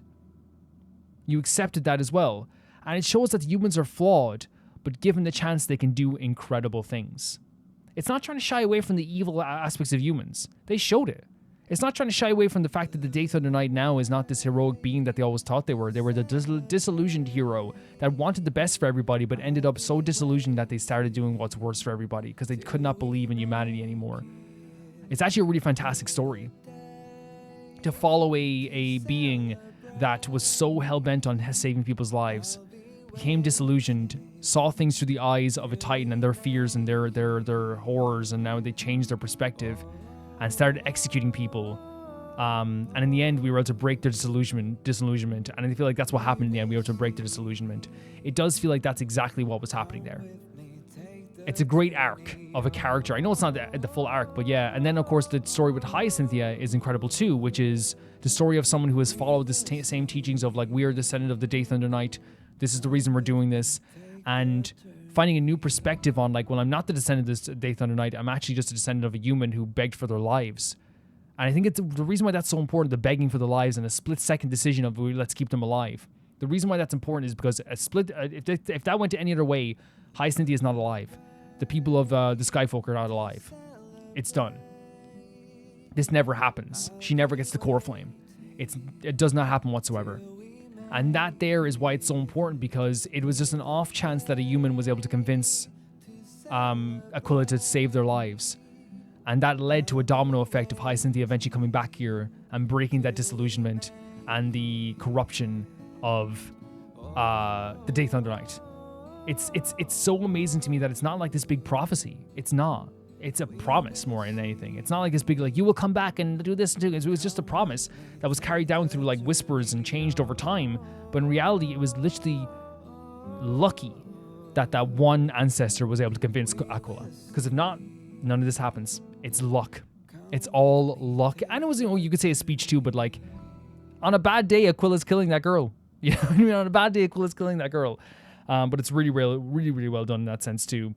I also loved how they had, in terms of like all that there, as I said, it was amazing. All that stuff we just described there, like the revealing of the lore, the tragedies happened there. It's all, like, incredible to witness, horrific at times, but a really well done story of how to change things on its head and turn things around so our perception is different. But then we also had the stuff with, like, I feel like they really presented Finon well in here in a fantastic way too, with the stuff with Aglaia, when we fought that incredible, amazing, intense boss. And I thought that's enough. I was like, that's incredible. You did something amazing here. We fought that boss, fell down, and after we defeated it, fell down to the bottom, and Aglaia saved us one last time. And I'm in a way, I want to say this too, in terms of story writing, I'm glad that this sounds so bad. I'm glad that the Knucklebone Talisman was destroyed then and there. I want to make this clear. I'm not saying I wanted it to be destroyed. I'm saying that in terms of story writing, it's very well done, because it adds so many layers to the story of Finon. Because we saw during this whole thing, like, as soon as that Knucklebone Talisman was gone, he switched up a gear. He could have easily broken down and been destroyed, and we would have, like, been supportive of him. But what he did was something different. He accepted that now this is what's happening. He's no longer with Aglaia. Aglaia can't even save him randomly now with that Knucklebone Talisman anymore. That amazing moment of him or saving him was something we'll treasure forever. It was so incredible, such an incredible moment. But Finon is the leader now. He doesn't even have the Knucklebone Talisman to rely on anymore. And I think he wanted to hold on to it because it's like, that's one chance of, like, Aglaia still being around. Aglaia fulfilling her prophecy, dying in that pool of golden blood. But the other powerful thing about it is we heard Finon's voice. He was shaky, he was scared, he was worried, but he stepped up to the plate and led us out of there. This isn't a thing where, like, you know, I'd love to praise Dan Heng to the nines. Dan Heng done amazing during this journey too, I want to make it clear, but I'm saying the leader of this whole thing was Finon in the end. And I think the voice actor is so incredible because it's so easy in these scenes to have Finon just do gravelly, let's go everyone, we gotta go. But instead having his voice be like this, we have to go. Like, there's like a shakiness to it, it's almost quivering, it's struggling to get out. But it has to get out. It has to be said. And you could hear in the voice actor's voice, he did incredible at selling the idea of a character who is terrified, who is sad, who is upset, but understands that he is the leader right now, and understands that Aglaia was terrified, sad, upset throughout the years, but she still had to drag her corpse to where she got to. And I'm not saying Feiner has to suffer. I'm saying that he's realized there will be a lot of suffering on this journey. He's taking over for the someone who suffered more than anyone.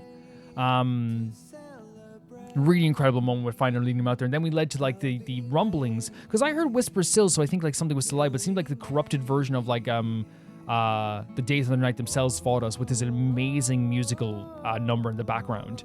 I think what Honkai Star Rail gets so right when it comes to stuff is it understands that like while it's a very serious story and while everything is very dark and incredible, it also understands how to make the characters feel like it also is like this big space opera. Like it is this big, like almost like musical sometimes. And I did this big moment like that while it's like, I think, it's very easy to be like, to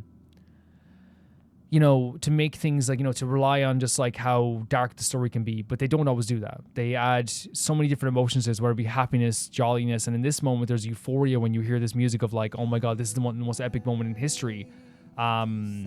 Because they understand how to like really make those emotions feel something. Because I think it's not just Honkai Star Rail, because like one of my favorite moments in any type of TV show is a musical cue and a song that you will remember forever in that moment, because it matches that time and that place. I think one of the best examples of that is like, I'm not gonna say again, I know I'm always vague with this stuff, but there's a TV show that I really love dearly, and in like the last episode of the entire show, they play the opening theme song again from the they play the second season theme song as the characters trying to save the person that they really adore, and it is a moment you will never forget. It stays with your heart, and it's the right time to play that musical key. And Honkai Star Rail always knows the right time to do music, the right time to play a song. They did it with the Robin thing. They did it before. They did it all the way in Balebog with the da da da da da da. And you're like, oh my god, this is incredible. They know how to do this, and it was a really amazing moment, a really amazing fight, and all the cutscenes there, whether it be Hyacinthia rising up and floating, Don Hong and Stella both joining together at the same time, bashing the hell out of this thing, like the eyes of this thing, Finon running up and dragging up the spine of this creature. Like, they did a fantastic job of what they were able to do here. And the cutscenes looked absolutely incredible. And Finon stepped up to the plate, Hyacinthia stepped to the plate, everyone stepped up to the plate, and then those mythical creatures saved us in the end as we were flying through the sky with this amazing music. Incredible scenes that sold the tension and the fear of what was happening here with this place falling apart, and then gave us this epic moment to really remember for the rest of our lives. It's incredible. It's absolutely incredible what they did here. And I think overall, like, they did a really fantastic job of selling the danger of the situation and the horrors of this. They didn't shy away from the darkness that is humanity, and they didn't shy away from the darkness that is the Titans. They didn't make excuses for anybody. They didn't, I'm talking about like the stuff with, like, say, the Sun Folk. Like, they didn't make it out that the Sun Folk were actually, like, good people. They made it out that, like, they know they did wrong. They didn't make out the Day Thunder Knight to be this virtuous hero either. Now we know there's something different. They made Aquila to be, like, a little bit more sympathetic, which is, crazy when you think about it, Especially with, like, the powers that Aquila's had. Because I'm not saying Aquila's sympathetic, because, again, I want to say there's stuff that Aquila has done in history that is not good. I want to say that too. But I'm saying in the moment you're like, it's not sympathy, it's understanding of a fear. And I say it all the time, like, my English teacher used to do that as well. He used to, like, give a prize for anyone who could, like, sympathize with the villain. Not because it's bad, but because it's, like, not because he wants people to, like, be like, you said something bad, because he would always be like, have a perspective. Like, you don't have to agree with the villain. Why would this Shakespearean villain do this? Can you relate to anything about them? And a lot of times it would be like something like, hey, like, oh, sir, I think he's ambitious, right? And you're like, he's like, yeah, there it is. He's ambitious. You have ambition too. Everyone has, like, some ambition to some extent. And that's why I think that, like, when you look at it, like, with Aquila, it's like, I don't agree with Aquila. I don't, like, support the Titans. I don't do that, right? You guys know me. But I can understand the fear of the darkness so badly that you want there to be an eternal light. It wasn't a good thing because it caused a lot of problems, right? I want to make that clear, but we have to understand stuff, right? We have to understand stuff in that sense too. And I feel like there's an understanding there of, like, why you would want to do that. It's terrifying, right? The Black Tide is terrifying because they built the Black Tide to be so terrifying too. But all of it was so incredible. This whole sequence is incredible. And I think I've understood the story. I think I have. I think I've definitely, I think so anyway. You guys can maybe fill in some gaps as well, but like, I think I'm actually like really happy with how like, the story unfolded, because I think it was actually like really well explained. I think they built it up in a really fantastic way. It felt like Hyacinthia's journey was I think it helped. This journey helped because Hyacinthia, we were learning things with Hyacinthia, and we were going through the emotions with Hyacinthia, and we were like learning how to process this with Hyacinthia, even though we're not obviously feeling the same because it's her culture, but we were learning how to like really like establish what this was with Hyacinthia as well. So we got to like, while she was like also like trying to understand and make sense of this, we were also making sense of this too.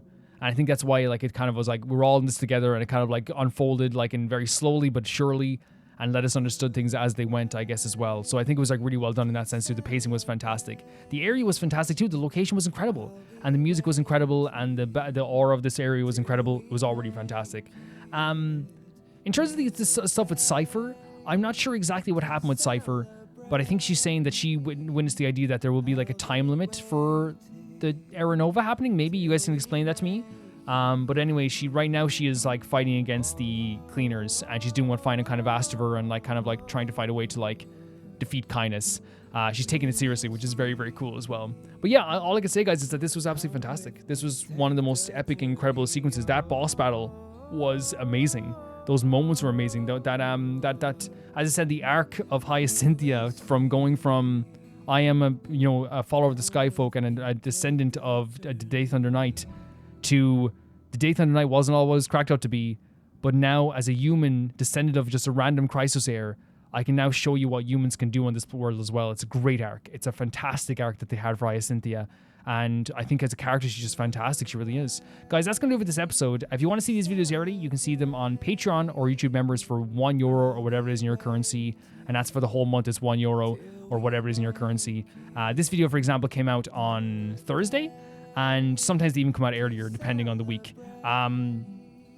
Also, if you want your name going across in the credits right now, that is €10 or whatever it is in your currency, both on YouTube members and on Patreon. And you know where all the YouTube membership stuff is, and on the Patreon stuff is as well. You can check that out too. And usually it'll be in a post at the same time also. You can also get your name read out verbally at the end of every single video. And that will be what I'm about to do now. And that is the €15 tier, or whatever that is in your currency. I didn't expect this video to go so long, but honestly, like, it was incredible. So we're totally cool with that, aren't we? 100%. At least I am, anyway. We'll see how everyone else is cool with it.